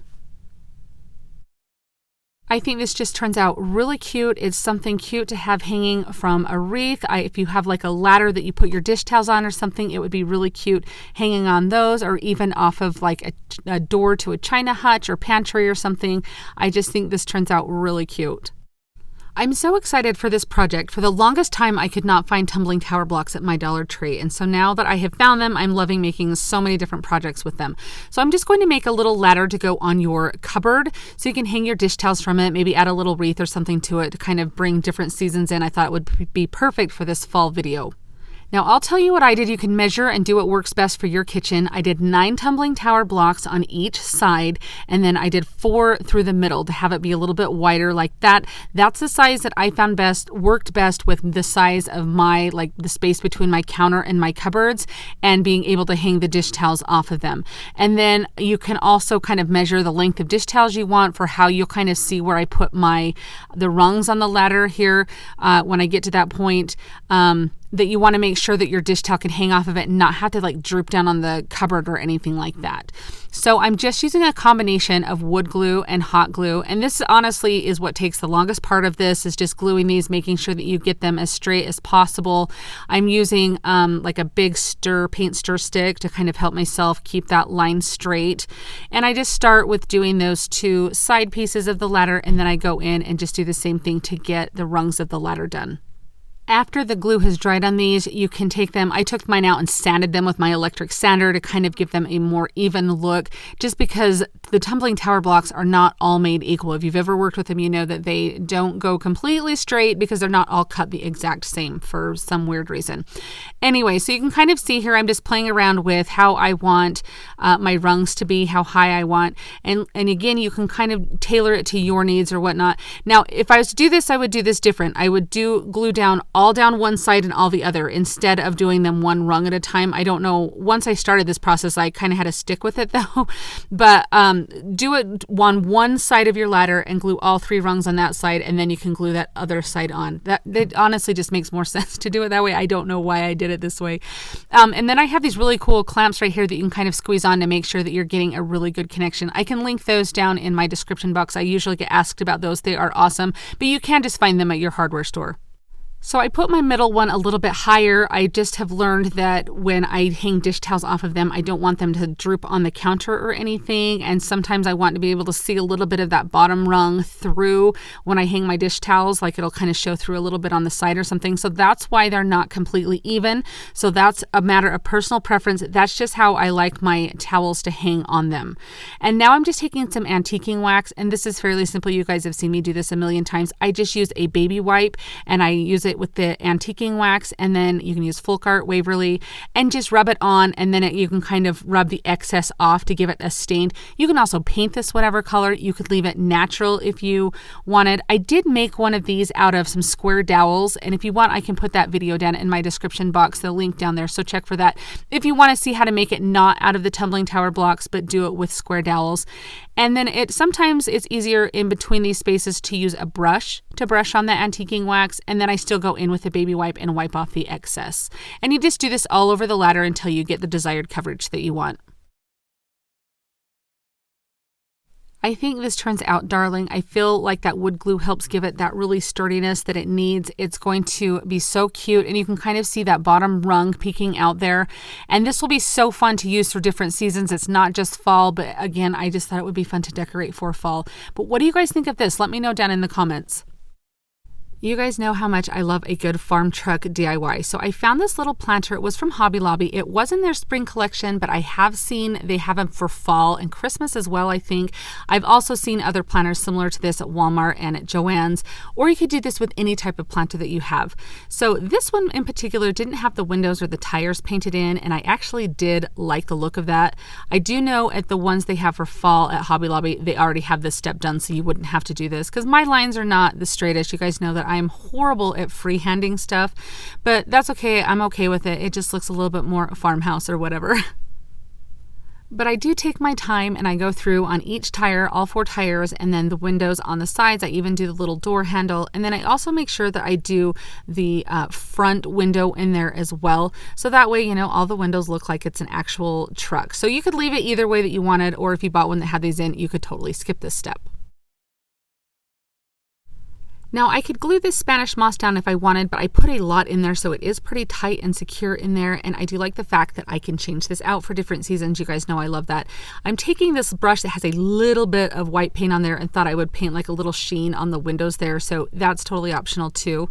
This cute little pick I loved the sunflower on this, so you could find whatever pick you like from Dollar Tree, Walmart, the craft store, Hobby Lobby, anywhere. And I'm just going to cut it all up here, as you can see, because I want to control the placement of everything. It was a little bulky the way that it was, and I just start playing around and sticking things in. Now I do end up gluing some of these in towards the end, so that way they could have some stability and everything. So it's up to you if you glue this in, how permanent, or how, if you want to change this out. I feel like the amount of glue that I put was so little that I could easily peel it off once I wanted to change this out for a different season. But I'm just kind of going around doing what looks good, what feels good. I don't think there's any right or wrong way to do this part. It's just what you like, what you want showcased. I really wanted that pumpkin kind of close to the front there. And by the front, I mean the side, I guess, because it's going to be sideways how I'm going to display it. Now on the sunflower, I decide that I don't like that leaf placement, so I just turn it over to the side there and I glue it to the other leaf. That way I make sure that it's not going anywhere. It's going to stay over on that side, because I felt like that looked a little bit better from the front of how I have it displayed. Here's where I come in and I put a little bit of glue on these leaves at the back to kind of give them a little bit more support and keep them in. So that way I just want it so if it gets bumped into, it's not going to fall apart or anything, and it's very sturdy. But look at how cute this looks. I just love this. I think it's perfect for fall. It would be great on a tiered tray, or, you know, I like to just tuck things in wherever you need a little bit of fall festive feel or something like that. But I just love how this turns out. This project is so easy. It does just require a few items from Dollar Tree. So I am taking a little bit of foam core, and then this is a frame from a shadow box from Dollar Tree that I had used the background on another DIY. So I just matched the frame up to the corner of that foam core board. That will give me as straight of line as I need. So I am just going to cut that out with an X-Acto knife. You may need to trim this down just a little bit so it will slide right into your frame, but I will just clean out the little edges of the frame there. And then I have this handy little vacuum I recently got that I love. I'll leave a link to that down in my description box. But what we're going to do with this piece of foam core board that I've cut out is I have some removable wallpaper that I bought on Amazon. It looks like some faux barnwood or shiplap or something like that. So I am just going to cut it to size so it can fold over the edges. And then it's just a matter of peeling off the back and then slipping this, just sticking it down. You're not slipping anything. You're going to stick this down onto it, and then you're going to fold over the edges. I do use my Mod Podge roller, let's say that right. But that's not necessary. I think you could easily just smooth that out with your fingers, would be just fine. I do just cut the corners here to make sure that it's kind of like wrapping a present, getting those edges nice and secure. It will be covered a little bit by the frame when you slip it into that, so you don't have to be super exact.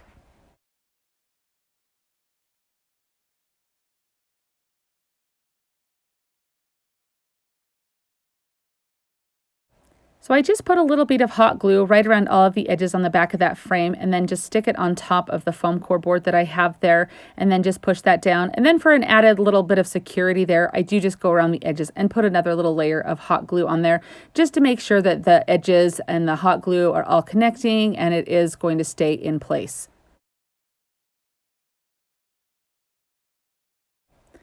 Dollar Tree had these really cute little maple leaves in their fall selection this year, so I did just grab a package of those. I didn't show, but I do use a little bit of spackle to cover in the hole there. They're meant more like for like a garland or an ornament or tag or something. So I did cover that in so I would have a solid leaf without the little hole in the top. And I'm just using some antiquing wax to kind of, with a baby wipe, to just kind of go over this to give it a little light stain.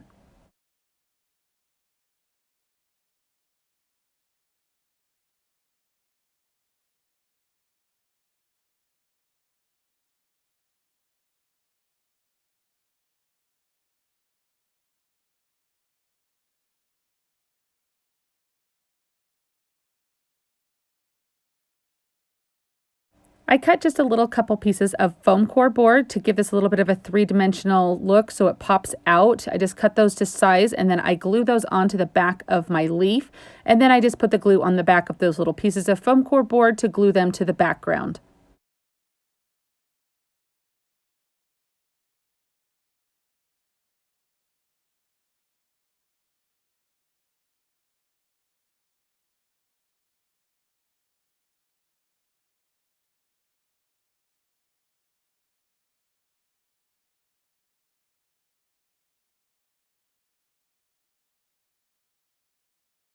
The frame to this was pretty beat up, so instead of painting it, I did decide just to embrace the distressed look. I do go with my emery board. You could use some sandpaper easily to do this, just to kind of give it a little bit more even of a distressed look.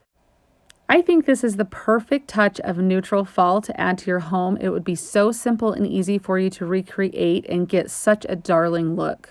Most excited for you guys to see this one today. So you can see that I have drawn a triangle on a couple pieces of scrap wood that I have. I do 3 of them and cut them out with my table saw. And then I sand the edges to make them have a little bit of a rounded look to them and make the wood a lot more smooth. I am then taking, I believe this is a hazelnut color of the chalk paint, and I just water it down. This makes it just more of a stain to go on the wood. I want this to look like pie crust. We are going to make a slice of pumpkin pie out of these blocks of wood. They're kind of like triangle blocks, I guess. But I do take some pumpkin Waverly chalk paint, and I do add a little bit of the antiquing wax to it just to kind of give it a little bit of a darker tone so it's not so bright. And I do cover the next 2 triangles completely, all sides, front, and back.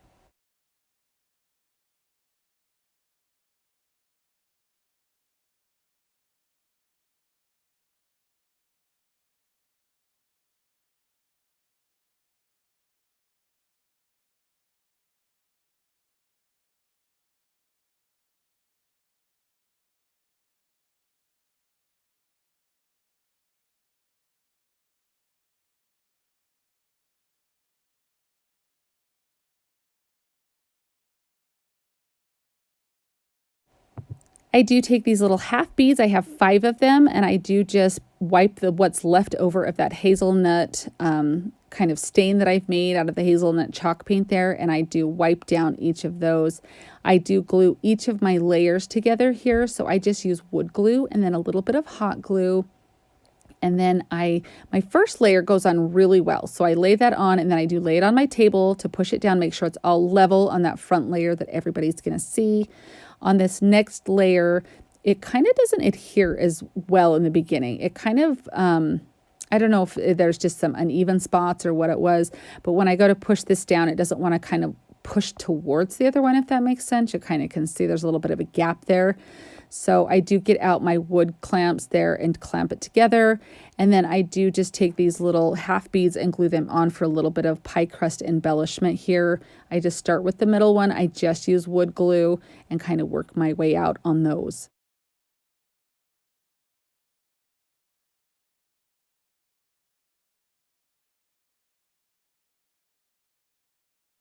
I have this little burlap flower from the wedding section at Hobby Lobby, so I'm just going to glue that on, and as I do, I totally drop it. And it actually ends up being like a happy little accident because it kind of took off a little bit of the glue, so it was able to go on, and it did not like bunch all around or come seeping out or anything like that. I take just a little bit of burlap ribbon and kind of fold it over here kind of roughly, if you will. I'm not really sure what technique you would call this, but I do just glue it onto the back. This just kind of helps give it a little bit of that pie crust look on the back. That little flower acts as the whipped cream on there. I just think this turned out so cute. I'm loving how this is coming along so far.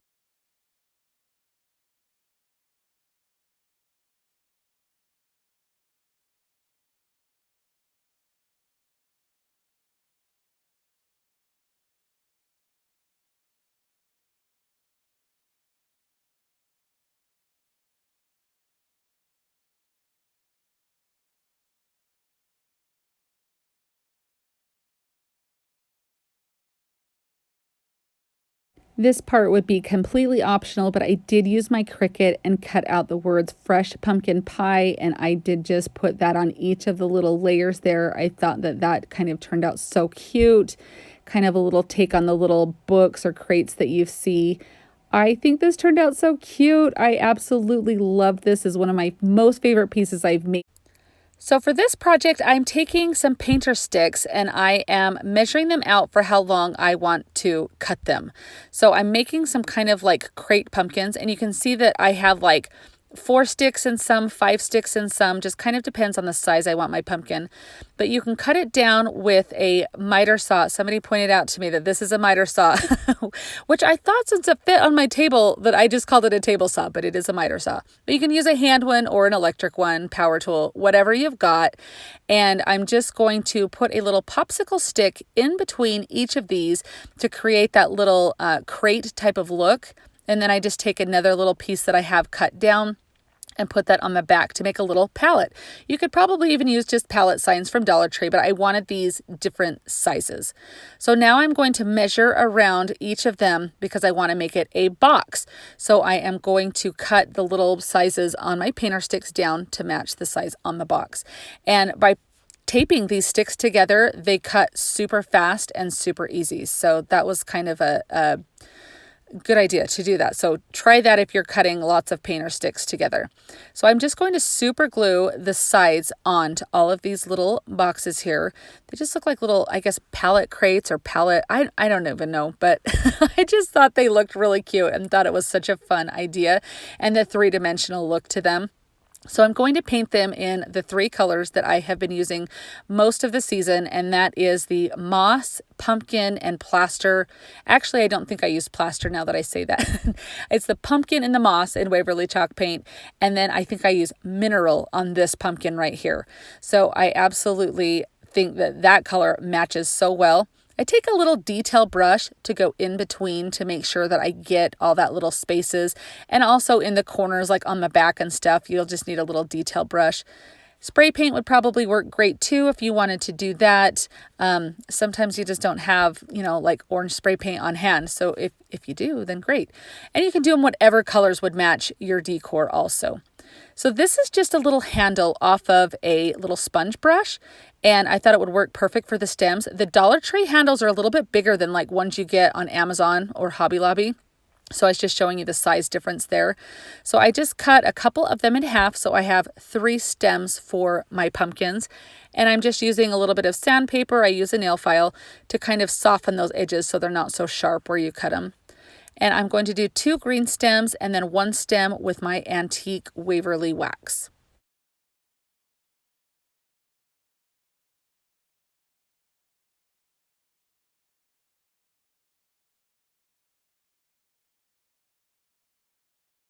Now this would be completely optional, but I do like to distress a lot of things. If you've been here before, you know that about me, that I do love distressing. So I just go through with my little emery board and just kind of especially go over like the edges and things. And then I also take a little bit of antiquing wax and kind of just make these have a little bit of weathered look to them. So I go around all of the edges, concentrating kind of on the corners and on the slats in between. My orange one, I went a little heavy with the antiquing wax because I liked the contrast with that color. So again, this step is completely optional, but I really do like the way that it looks. Using a combination of wood glue and hot glue for that short-term, long-term hold, I glue on all 3 of the stems onto the pumpkin. So the handle that I used for this smaller pumpkin was one of the thinner handles, so it's a little bit slimmer, I guess you would say, on the handle. On the pumpkin stem. And so here I'm gluing my last one on.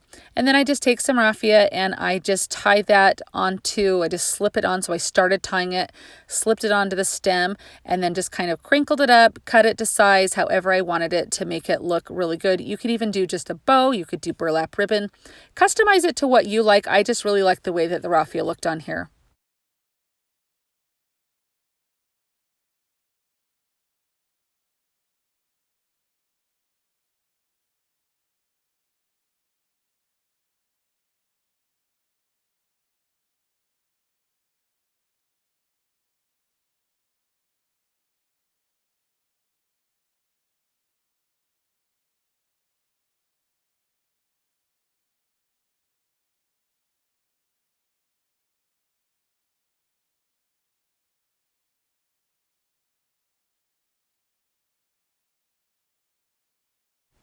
Here are my palette, crate, whatever you want to call them, pumpkins. I love how these turned out. And if you notice, I did one of them with the slats going sideways where the other 2, the slats are going up. I just like the contrast of that.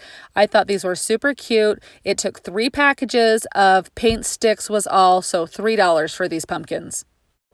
So this is kind of a decorating hack as well as a DIY. And by DIY, I mean that in the simplest of forms. Hobby Lobby has these darling little wreaths. They have them for all different seasons. I've seen them also like at Walmart, Michael's, JoAnns, Dollar Tree once upon a time, but I haven't seen them there for years. I also found these cute little cutting or charcuterie boards at Hobby Lobby. I found this little sign blank there as well, so I picked that up and I loved the buffalo check design on this. If you don't have a cutting board or you want to have a patterned one like that buffalo checked one, I will leave a link to a video down in my description box where I did decoupage some craft paper onto a cutting board from IKEA that turned out super cute. But all you're going to do is just take one of these wreaths and you're going to wrap the jute twine, kind of bend the jute twine in half, and then wrap the little loop around and pull the tails through. So you can kind of watch what I do here. And then you're going to just use this as a decoration on the cutting board. So at first on this circular one, I was going to tie it around the neck and then realized with that fun little handle on there that I would wrap it through. And I love how this looks. So it's just me wrapping this around the top.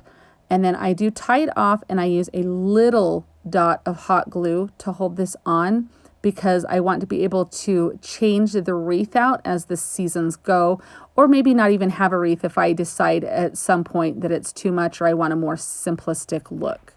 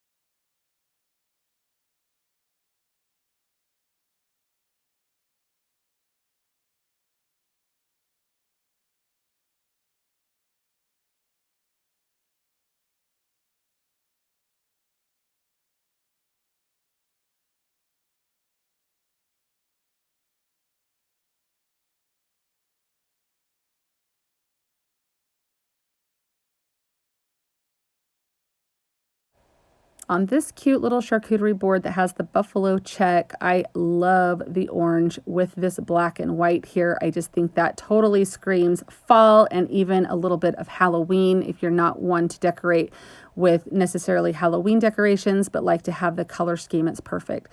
So this just shows you up close how I get this on here. It's so easy. You just loop that through and you pull the tails through.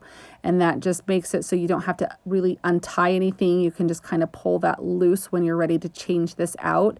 And this will be so fun. I will definitely change this one out because I have buffalo check for my winter decoration. So I will be able to put a Christmas wreath or tag or something on here.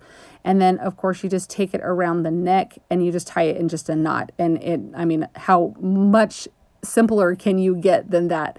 But I love the way it looks, and it is so stylish right now with the different cutting boards and charcuterie boards to have them layered and stacked like in your hutch or on your against your backsplash in your kitchen. And how fun would that be on one of them to have a darling wreath? Now, I don't expect you to be tying a wreath to like all of your cutting boards, you know, just kind of do it a little bit sparingly, but this just shows you the different looks and the different ideas to hopefully inspire you. Now, if you don't have a cutting board and you don't have a way to get one, or you happen to have a sign blank at home, this is another way to get it on. You're going to use one of these little command hooks. I didn't even have any more of the backings that go on them, so I just use a little bit of hot glue to hot glue it onto the sign. So I kind of place my wreath and get an idea of where, how low I want the little hook to go. And then I just add a little bit of hot glue to get that to adhere. So simple, so easy.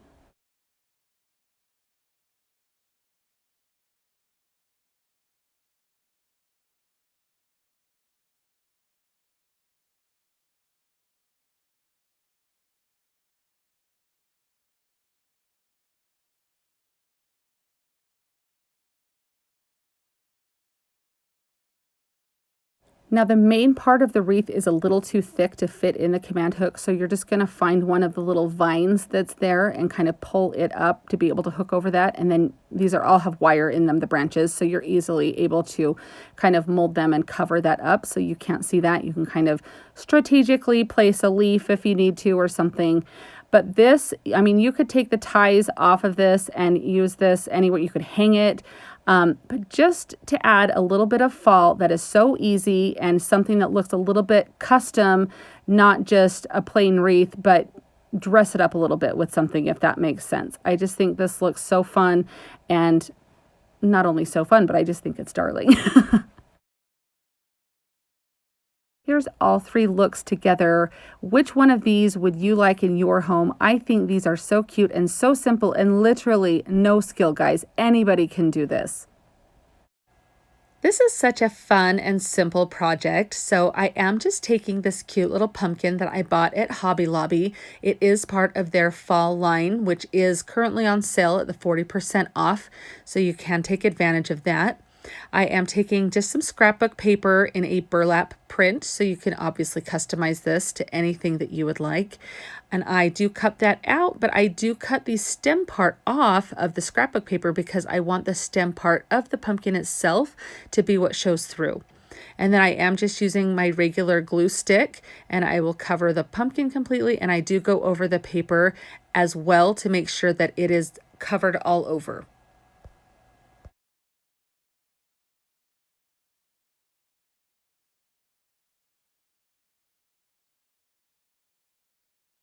I do take my Mod Podge roller and I do go over it. Even though I did use my glue stick, I still feel that this helps create a really good bond between the paper and the pumpkin itself.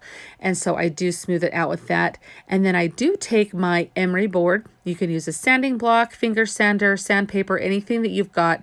And in a downward motion, go ahead and make sure that you just get all of the edges of the paper off. It gives it a nice clean look.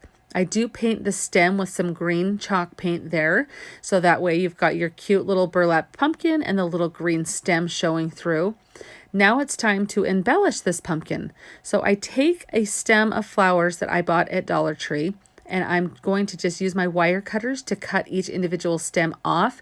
And I just kind of play around with the different leaves and the different twigs here and the pine cone and the sunflower, everything, to kind of get a good placement of how I want this. And then I just use my hot glue to stick it all down. So I'll kind of just let you watch me play around with this here and see how I do this.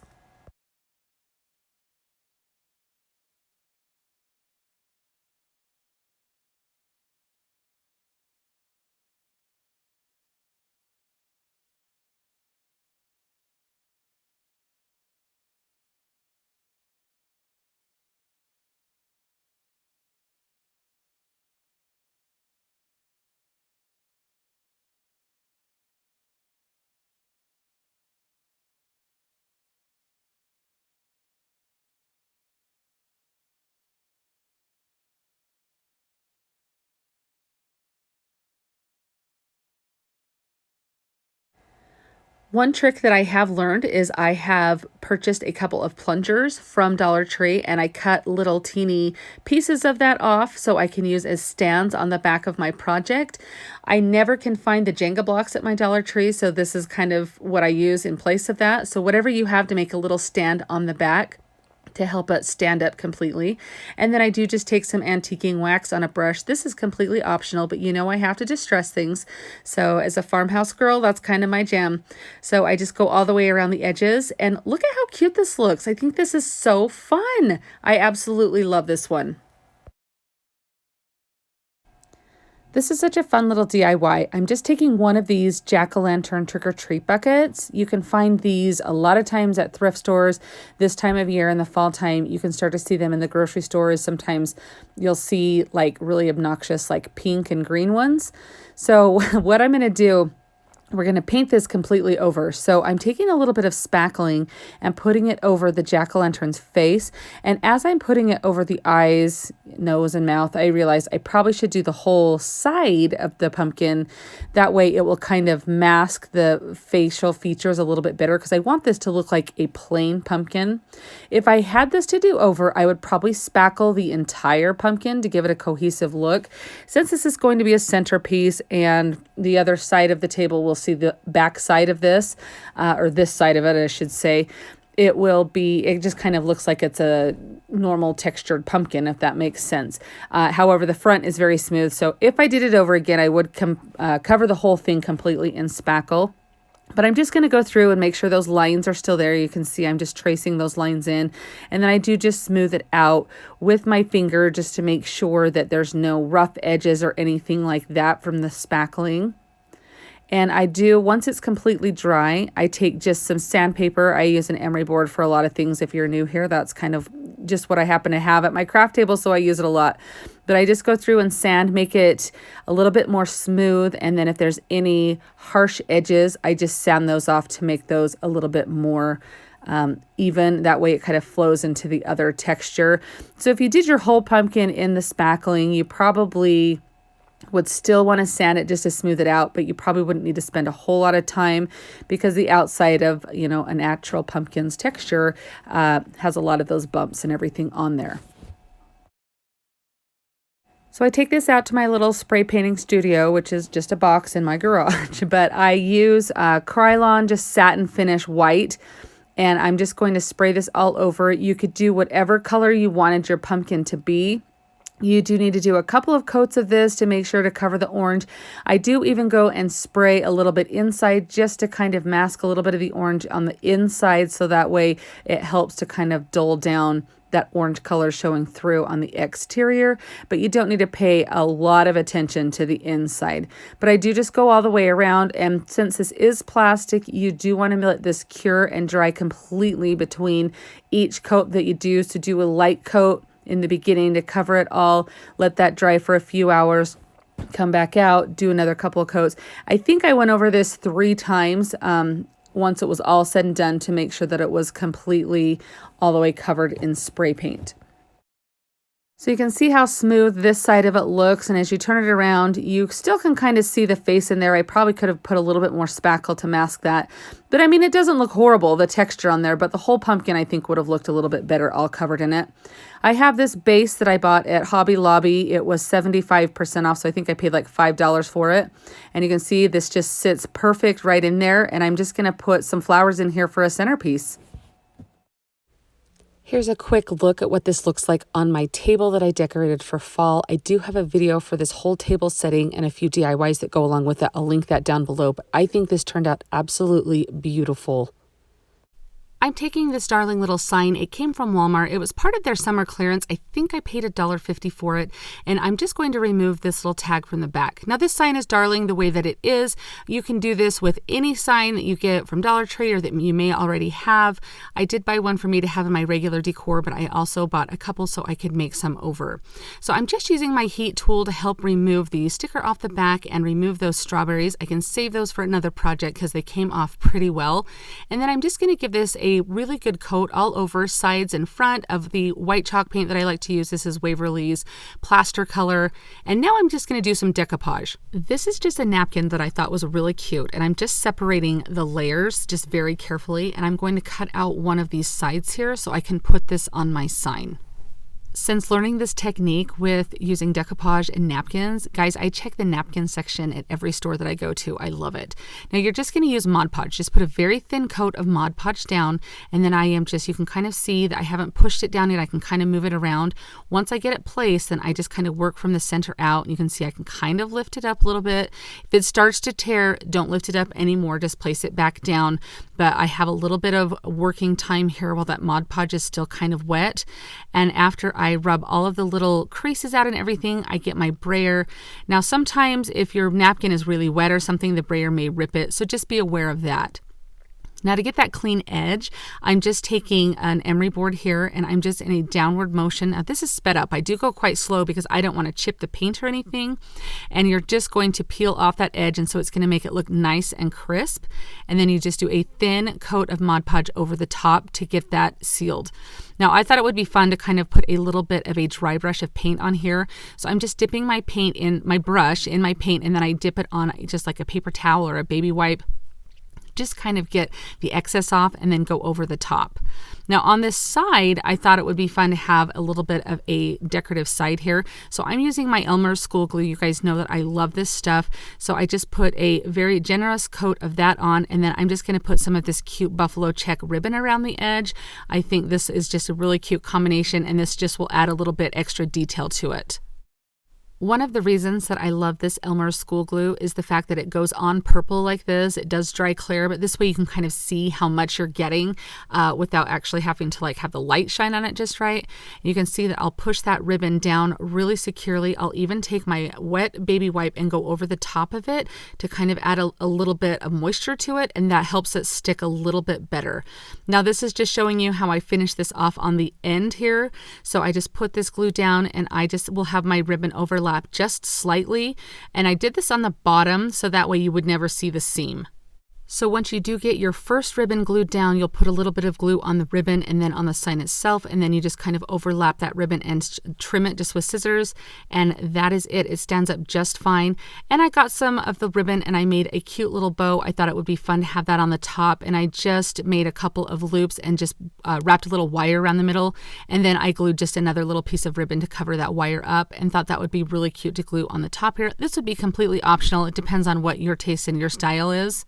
But I think this turns out so cute. I love it. I love those colors together, and I love the dry brushing, how it turned out on the napkin. It makes it look like a faded sign. I think this is really cute. This is a super easy and quick little thrift flip. I found this little winter Christmas candle stand at my local thrift store for $1, and I thought it would be perfect to kind of paint a basic color. I'm just going to paint it white and make a cute little riser out of it. I love to use risers in my decor. I have a whole video that is dedicated to risers. I'll leave a link down below if you want to watch that. But I take this little round from Dollar Tree, and I am taking off this little word that says family here. It is a very thin. There's no way I could have saved it for another project. And then I took all of the paper off, and then I sanded this round down, and I sanded all of the edges to kind of soften them a little bit so it wasn't such like a harsh edge to it. And now I'm just taking some Mod Podge and putting this on the candle base there to help have the paint adhere to it. You could spray paint this. I was just out of spray paint, so I just decided to use chalk paint, and I just chalk painted them both in a basic white color here. So now I'm just going to use a combination of E6000 and hot glue to glue that round onto the base. I take my emery board and file the edges to give it a distressed look. I use a little mineral chalk paint, and then I go over it with some white to kind of dull it down a little bit so it's not super harsh. I love the stability of this piece, and I love that thick base with that round top on it. I think it's so cute. This will definitely get lots of use out of it. I'm always looking for different ways to do risers to raise things up high if I need a different level or something, and I think this will be perfect for that. You can use any riser for this DIY. This is one that I made in a prior video, and I'll link that down in my description box if you want to see how I did that. But I'm just taking a wreath here. This is just one that I use in my everyday decor.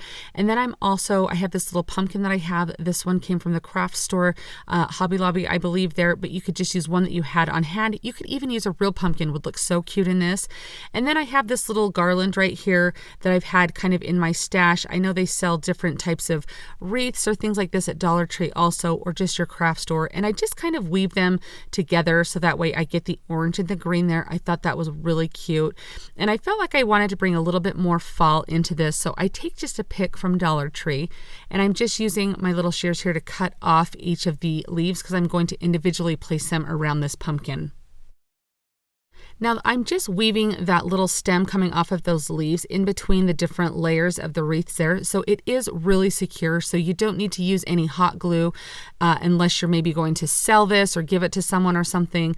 This is just something that you can kind of change out as the seasons come and go, something kind of fun just to throw together. You probably have a lot of pieces like this already in your decor that you could probably do something very similar, whether it's different colors of leaves or different florals, or you just wanted to use a couple of wreaths with the pumpkin. Make it simple, make it easy. I just wanted to show you just kind of a fun little decorating hack here. So I have this other color of leaves here that I thought brought that really rich red tone in, and I really liked that color contrasting with that gold on the other leaves. So I just kind of intermittently place these in between each of the gold leaves.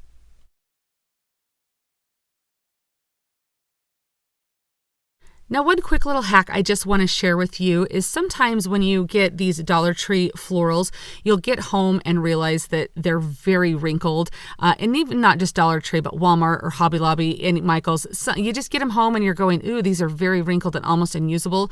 If you just blast them for a couple of seconds, just quickly with your heat tool there, it helps to flatten them out just perfectly, almost as if they had been ironed. Just make sure you don't leave the heat tool too long because it can melt that fabric that the leaves are made out of. So just a couple of quick seconds and it flattens them right out and makes them so easy to use. And then here I'm just sticking this last one in. You can kind of see that it takes me a second, like they're woven in there pretty tightly with all of the wires from the wreaths and everything. But once this is together, look at how beautiful this is. It's something that's so simple, so easy to do. Again, you probably have a lot of these things in your stash already that you could throw this together, and what a statement this would make as a centerpiece on a table or on a console table somewhere or something. I just think this ended up so beautiful. Have you seen these little votives at Dollar Tree? This particular one is a matte white, but it was a little bit dirty on the side. So I'm just going to freshen it up with a white color of paint here and go all over it. Now you could do this with any votive from Dollar Tree and paint it whatever color, orange, white, green, whatever color you were wanting to do. Now I'm just taking that little spot where your votive would go, and as you saw, I'm just filling it with some hot glue, and I'm going to put some Spanish moss all around just to kind of soften the top of that pumpkin, I'm making it a pumpkin. It's a votive, but I'm making it a pumpkin, that I'm just kind of masking where that votive would go. Now I have this little stem from another pumpkin that I used for a different project that I didn't need the stem for, but you could easily use just like a stick from your yard would work totally fine. And I'm just using some hot glue to glue that. And that is it for this particular little pumpkin. And this is a hefty little pumpkin.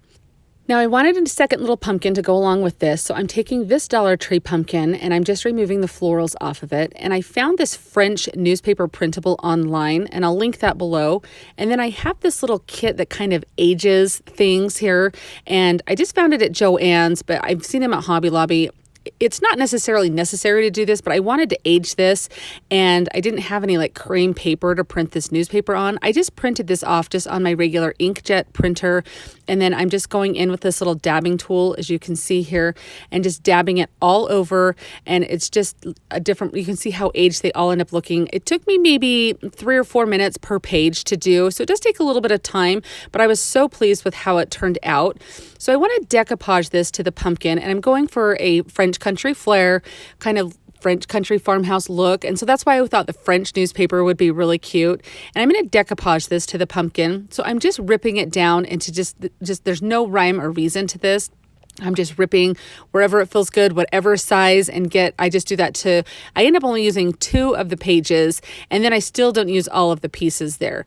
But then I'm just going to do a typical decoupage process. This is just using Mod Podge, and it can be glossy, it can be matte, it can be satin, it can be whatever finish of Mod Podge. Any will work just fine. And as you can see, I just put the Mod Podge on the pumpkin, and then I just take the strips of paper, place them on, and then I'll go over the top of the strip of paper with some more Mod Podge to make sure that it is completely sealed and down. Now where the pumpkin has grooves, I take my brush and I'll just kind of dab down in those grooves as I'm putting the Mod Podge on the top and those papers on. So that way it keeps that shape of the pumpkin. And so just kind of do that if you're doing it on a texture. You want those ridges to really show up. And I don't know if I show me doing that on here, but I'm just letting you know that I do that so that way those ridges show and it doesn't have any air pockets there. So you just kind of will tap down on those ridges. And this is such a fun and easy project. Honestly, my husband walked in while I was doing this and thought it was so silly. Like he was so confused at what I was doing. But when I showed him how it ended up turning out, he was like, wow, that's actually really cool. So it was a kind of a fun process. And this is just, again, no rhyme or reason to this. You're just covering up that blank space of the pumpkin with your paper. And you could do this with any type. It wouldn't have to be like this particular French newspaper. You could use tissue paper. You could print another design out. If you have like some wrapping paper or something, you want to use fabric. And then I'm just showing you could use just a stem off of another pumpkin, but I found this perfect little stick down on our farm. And so I grabbed it and I just stuck it all the way down through the styrofoam. And then I wanted to add a little curlicue here with this little pipberry. So I'm just wrapping this around. And then to get the curlicue on that, I just wrap it several times around a paintbrush or pencil or something. And that gives it that cute little curly look. And then just trim it down to size. I'm loving the look of the Spanish moss for this French country farmhouse look that I'm going for. And in all of the pictures that I looked up of different things, they all used this, or most of them used like the Spanish moss to kind of soften it. So I'm just gluing that around the top of the pumpkin, but underneath where I put that little pipberry. And I think this turns out so cute. I think these both together are adorable. They would look perfect on a tiered tray or to set in a little vignette like this. You could do one without the other very easily, but I just think these turn out adorable. I have this cute little glow-in-the-dark sign from Dollar Tree and also these little hanging signs like this. I just pulled one of the squares off of one of those that I'm going to do kind of like a layered sign here. So I start by painting my edges of the sign brown, and then I'm just taking some scrapbook paper and I just trace out a square and cut it out. This is the cute little sunflower pattern that I'm going to use. Now this glow-in-the-dark sign has kind of a texture to it, and I did not want that to show through on my paper at all. So I'm just taking a putty knife and scraping that off. If you've watched my channel, you know that I absolutely love Elmer's school glue, just this purple glue stick here. This time of year when school supplies start to go on sale, I pick it up by the dozens. I mean, I love this stuff. And I've never had a problem with any of my paper coming off of my crafts or anything like that. I get asked that a lot. And I've never had a problem with it peeling back. And I use my brayer here, and I feel like by doing this process right here, I get less wrinkles than Mod Podge. Now you can, after this glue completely dries on the back, go over the top with Mod Podge, and that will help seal your paper in. I paint my little rectangle a brown color because I thought that would match the best, but then I felt like it was a little dark, so I brightened it up with some dry brushing of some white paint to kind of make it look like wood. Honestly, I could have just painted this a solid white and it would have worked with what I end up doing with it. If you had some cute stencils or stickers, you could easily use them on this. I'll show you what I end up doing, but I did want to show you this option comes from Hobby Lobby. These signs end up being about $2 with their discount they have right now. You could easily use one of those. I designed this picture on Canva and then I printed it on tissue paper. Now, if you're wondering how to print on tissue paper, I'll leave a link to a video where I give you step-by-step instructions on that down in my description box. And also, I will leave a link to this little design. Since I designed this in Canva, I can share it with you. So if you like it and want to use it, I'll leave a link to that also. Now, you just use a traditional decoupage process here, just using any type of Mod Podge. I'm just laying a thin layer of this down on my surface here, and then I will gently lay my tissue paper down. I like to start kind of in the middle, and then I'll just use my finger to smooth out around so that way you can minimize the amount of wrinkles. Now, it is tissue paper, so it does have a tendency to kind of wrinkle up in some areas.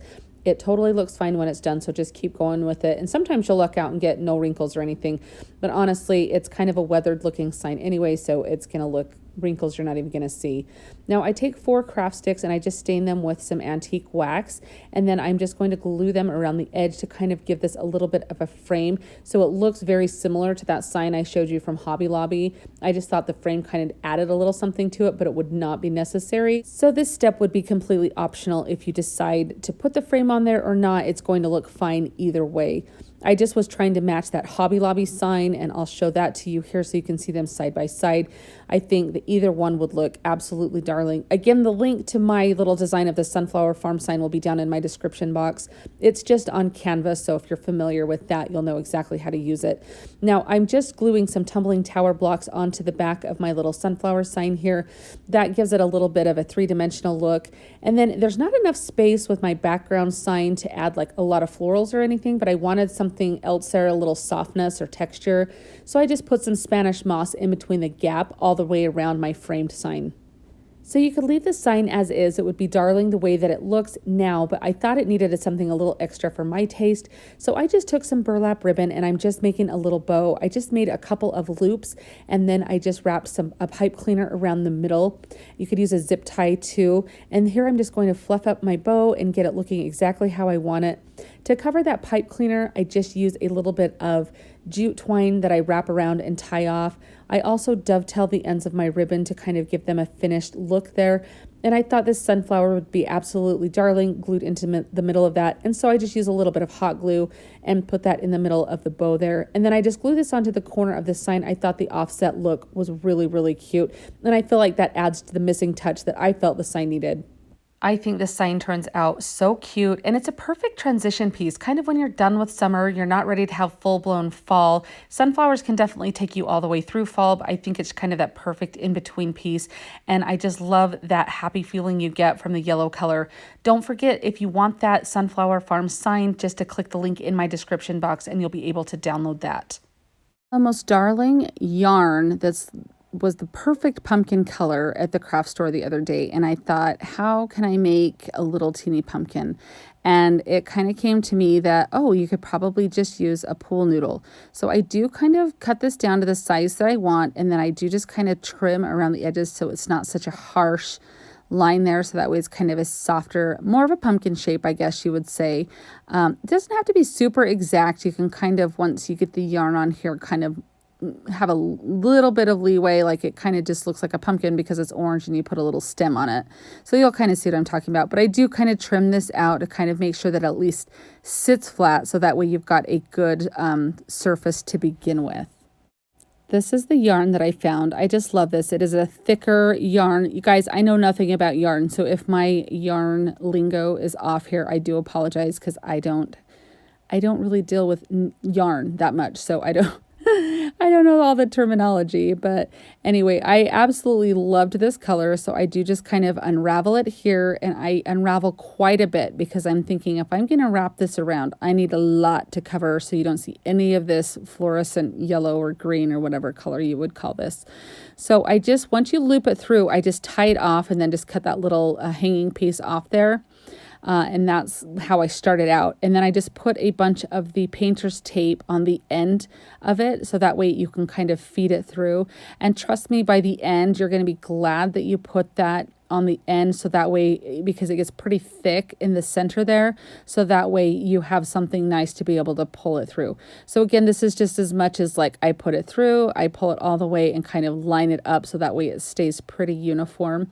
You know, I want to say it took me about a half an hour to do this, so it doesn't take a whole long time, but sit and watch like a program while you're doing this, and you just pull it through. Be very, very careful not to get this tangled up, because that is extremely easy to do.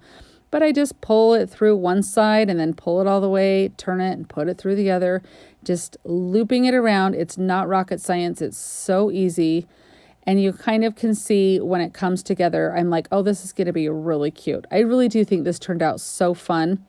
And I do I go all the way around the bottom layer, making sure that that is completely covered. You can see there. And then I just kind of go in with some extra all the way around until I feel like I can't fit any more through. And then as I put it down, I kind of smush it a little bit. But I think it's so cute. And I do for this one, for the stem, I do take just a little bit of a handle off of one of those foam brushes that I had left over. I've started saving those foam brushes and just cutting the little handles to use as little extra dowel pieces when you need them. So I just cover this in antiquing wax, and then I do take a little bit of hot glue and just stick it down into the pumpkin itself. That way it stays really well there. I just think this turns out so cute.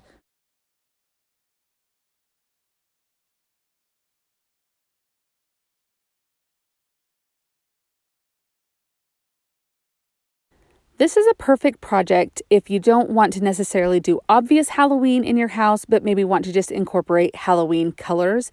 So I got this little firework pillar at my local thrift store, and I'm just taking out, you can see that rope just popped right out of there, had some little wire in the rope there, and then I'm just going to clean this up by wiping it down really good. We're just going to give this a paint job and add a couple little details to it to make it feel a little bit more Halloweenish.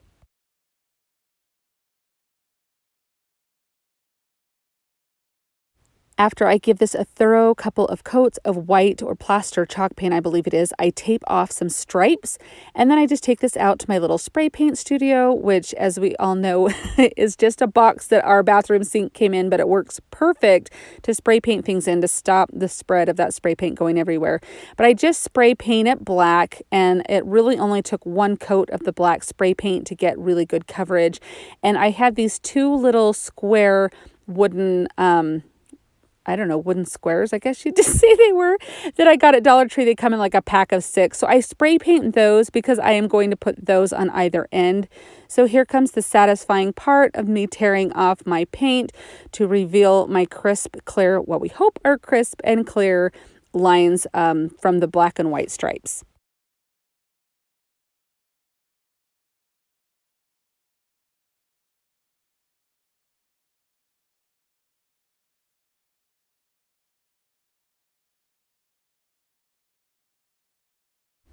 After I reveal my lines, I decide that this is such a very rustic pillar, like this piece of wood has a lot of little blemishes and knots and things in it. So I decide to embrace that, and I distress it.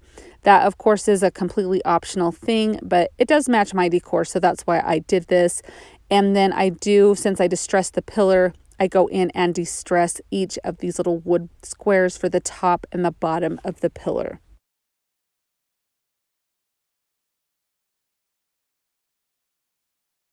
Using some E6000 and hot glue, I then go in and glue the top and the bottom on. So what you'll see I do here is I have my pillar standing up like this. I place my square on and then turn it upside down to kind of measure it and make sure that I get it centered really well. And I do that when I glue both ends on.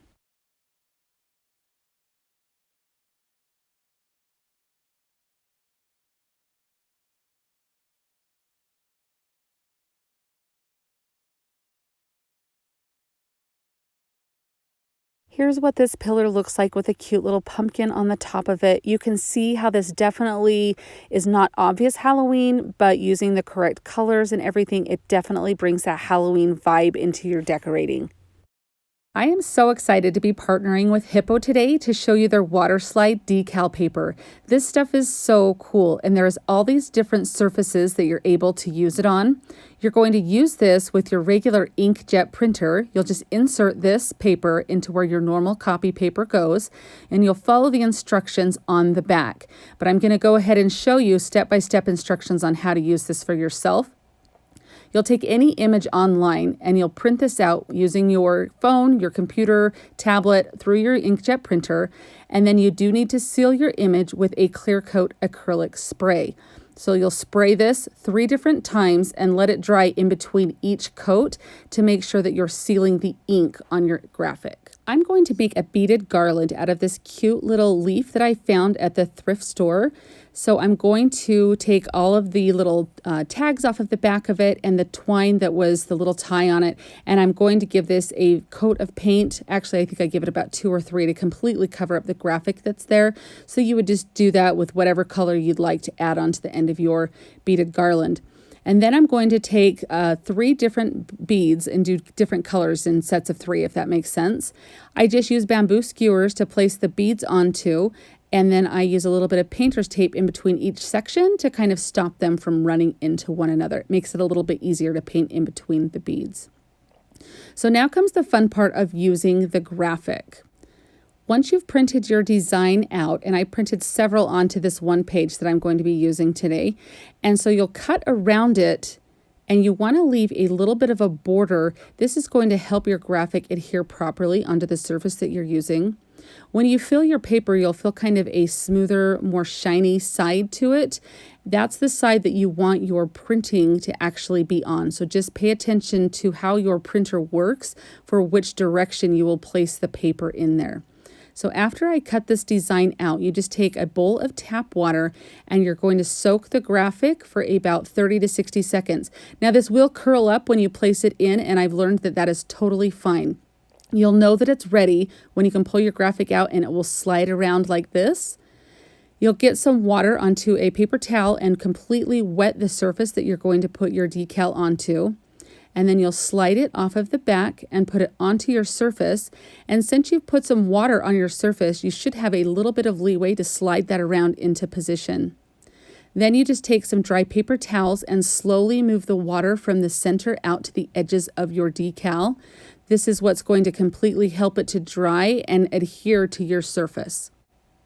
It does take about 3 hours for this to dry completely, but you'll be able to feel that it's dry to the touch. But just for it to completely seal, it takes about 3 hours is what the instructions say. So now I move on to making my beaded garland part. I just take some twine and I go ahead in a pattern that I choose and just lace each of these little beads onto my twine here. I just put a little bit of painter's tape onto the end of that jute twine so it's easier to feed the twine through each of the beads.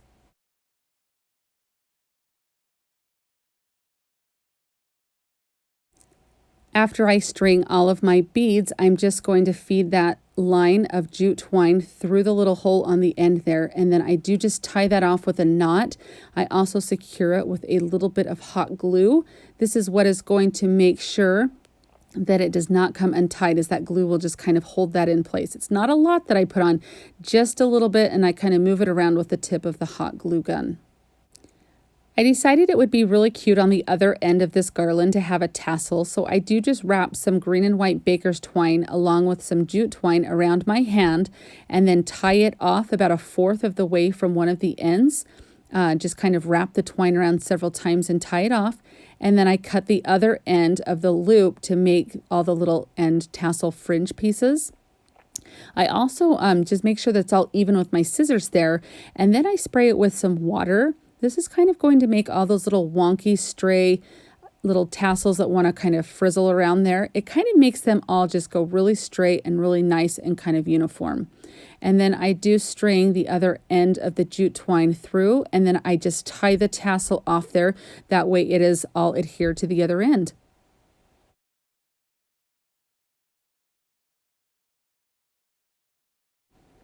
I feel like it needs a little bit of something around the edge, so of course I'm going to take some antique Waverly wax and just a little teeny stencil brush from Dollar Tree, and I just lightly go around the edge to give it a little bit of definition. Look at how good this looks. You don't need a cutting machine. All you need is just an inkjet printer and the ability to find a graphic online, and look at how awesome this looks. I love it. Let's make something else. At Hobby Lobby, they have the cutest little cutting board signs that I picked up right here. You can kind of see that this one has a little bit of a blemish in that A there, so I don't feel bad at all about making this over. But I am just going to take off the little raffia bow, and then also I'm going to take off the jute twine that's tied at the very top for now. We're going to put that back later, but for now I'm just taking that off. So once I get everything completely taken off of it, I am going to paint this to match everything that's on my tiered tray. I'm kind of going for a very cohesive look. So I just give this a couple good coats of whatever color paint you choose. I'm just using Waverly's Plaster Chalk Paint. So I just go over this, like I said, a couple of times to make sure that it's completely covered up and you don't see any more of that dark color on there.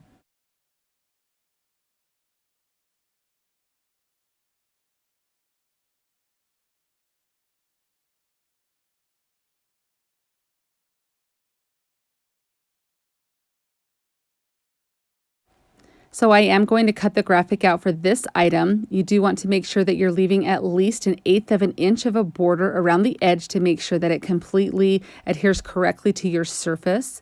I also want to let you know that I will leave a link in my description box for the Hippo water slide decal paper. So definitely check that out. Guys, this is really the coolest stuff.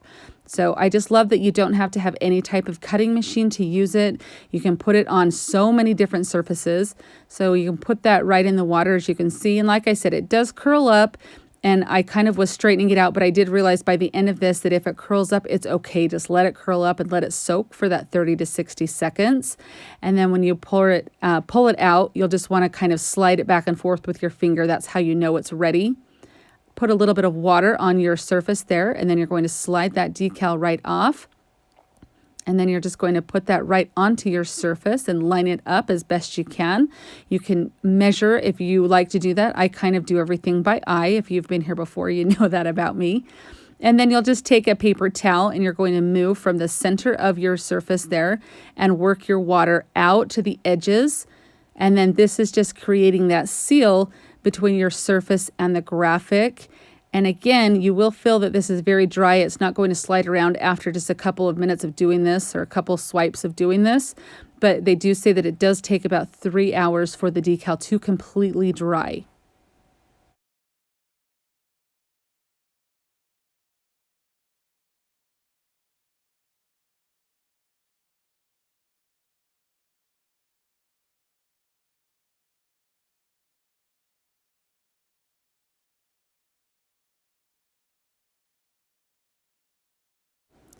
So I do end up tying some jute twine onto the end of that like it had in the beginning. And then I am going to go around, since I'm making all these match, I'm going to distress each of the edges with a little bit of the Waverly Antiquing Wax. So just lightly go around the edge here. And of course you could completely skip this step if you didn't like the way that it looked, but I did want everything to match today. Look at how cute this is. I just think this is the cutest little cutting board. It's going to look perfect on a tiered tray, and I think it is so fun, and I love that graphic. I'm taking one of these signs from Dollar Tree. This is one of the solid wood signs. They make several different types, several different colors that have lots of different sayings on them, and I am just going to completely go over this again with that plaster chalk paint to make sure that all of my pieces completely match today. I am going to be cutting this into a couple of different sizes, but I thought it might be easier to try and paint one big long section and then kind of just go back and cut the ends. So that's how I did it. So I am cutting 3 different pieces of this. So I measured my graphic to measure each of the pieces of wood, if that makes sense. So I placed my graphic down and then just kind of drew a line for how big I wanted them. So I'm doing them kind of a longer one on the bottom. So I have, I think, like 6 inches and then 4 inches and then 3 inches, about, like, if that makes sense, the different measurements, kind of close to that. So I do go back in after I cut these pieces of wood and kind of cap off the ends and any type of little wood splinters that happened while it was cutting. I just felt like that was easier doing that than painting 3 separate ones. For some reason, that just seemed easier to me. So I am just going to place each of these decals in the water and wait that 30 to 60 seconds till they slide off. So I'm starting with this cute little truck on the top decal. So I do wet my surface and then I place that down on there. And once I laid that down on there, it wasn't quite scooting around like I felt like it should. And so I did have to completely peel up the truck. So I just wanted to show you this, that it is so easy, that it's not like once you stick it down, you're stuck with it. You can't ever move it. So it is very forgiving. So I kind of place that and get that exactly centered how I want it. And I do lift it up a couple of times. Once you start sealing it with the paper towel is when it would become much more difficult to be able to move the decal. So I am just taking my time and getting that on. And then I will take my paper towel and go through and start scooting from the center, the water out to each of the edges. And then I'm just going to follow the same method with each of the next 2 blocks. So I just soak them in the water until they're easily able to slide, the graphic can easily slide off of the backing. And then I have my surfaces wet, and then I place my words on there. And then I will just use my paper towel to make sure that I can scoot all of that additional water, kind of like a squeegee. You just kind of move it from the center and all that additional water out to the edges to make sure that it is completely dry. I did try to start patting a little bit like this on there, and that did work well, but you really do want to make sure after you do that you do go in and you're going to use that little slide scoop method to squeegee kind of all the water out from underneath there. So this is my last surface here. So there you see me just wetting that completely down while my paper is soaking. And then I will pull that paper out and just make sure that that little top surface can slide easily from the backing before I take it off. So you can see me check it there. And then I will just slide that off and completely place it onto that block and make sure that I get it as centered as I can. So look at how easy and simple this is to move around if you need to do that, if you kind of need to straighten it out. If you've ever used vinyl, you know that once you set that puppy down, you are pretty much committed. So I love the flexibility that this material has. I just think it is so easy to work with, and I love the fact that you're able to print multicolored graphics out onto this, and it is just one piece that you're using that you put down. I think it is so fun, and I mean, I definitely think I'm going to be using this so much more in the future. I would love for you guys to comment and let me know if this is something that you have ever seen or ever used before, if it's something that you think that you would try. I absolutely love it. It's kind of addicting, to be honest. It is so fun. This I think is one of my favorite pieces that I did today. I just love how this turned out. So once I get all the graphics on and everything, I just use some wood glue with a little bit of hot glue for that temporary hold right there. And I am just going to put my glue on that one and then line it up as best I can with the bottom one there. And then I'm going to do the same thing with that top piece with the wood glue for my long-term hold, and then just a little bit of hot glue for that short-term hold. And then I will just, you can see here, I'll just line that up with the next piece down. So cute. I love how this turns out. Now, of course, I have to de-stress it a little bit because we just know that's how I do things here. So I do take my emery board and I do go around and I sand each of the edges with that. And then I also will go in with a little bit of the antique, very little on the Waverly antique wax. But again, I just want these pieces to all kind of go together.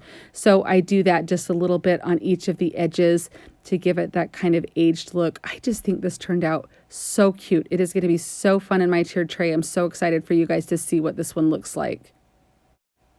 I love this. I think this turned out so cute. What do you guys think of this one? I don't know. This one, like I said, I think is my favorite today. I just think it was so fun. I loved it. And I'm so excited for you guys to see this on my tiered tray. I really wanted to go for a Rae Dunn inspired mug for my tiered tray. So I am just taking this mug from Dollar Tree and I used the skinny font to print out for my graphic here on the water slide decal paper. So I did soak that in my water for about 30 to 45 seconds till it slid easily there. I've wet my surface, so I am now just going to slide off the decal and place it onto my mug. This is so cute. I want you just to see how much leeway you really do have with this. It's not like you stick it on and it dries and you're kind of committed to it. You do have a little bit of leeway here. You can even see once I start drying it off with my paper towel, it does kind of scoot on me a little bit. You can kind of watch right there. So you can just kind of slide it right back in. It's very, very forgiving. So simple and so easy. So if you're very much like a beginner to this process, like myself, just know that it is going to be so fun for you, but it is very, very forgiving. So you just kind of want to carefully slide and work from that center out to get any air bubbles out or any of the water that is left behind there. Now, since this is ceramic, they do recommend baking it in your oven at about 230 degrees Fahrenheit or 110 degrees Celsius for about 15 minutes to help seal that completely onto the ceramic. So you can see there's a little bit of an air bubble there. So you just gently rub that out. So simple and so easy.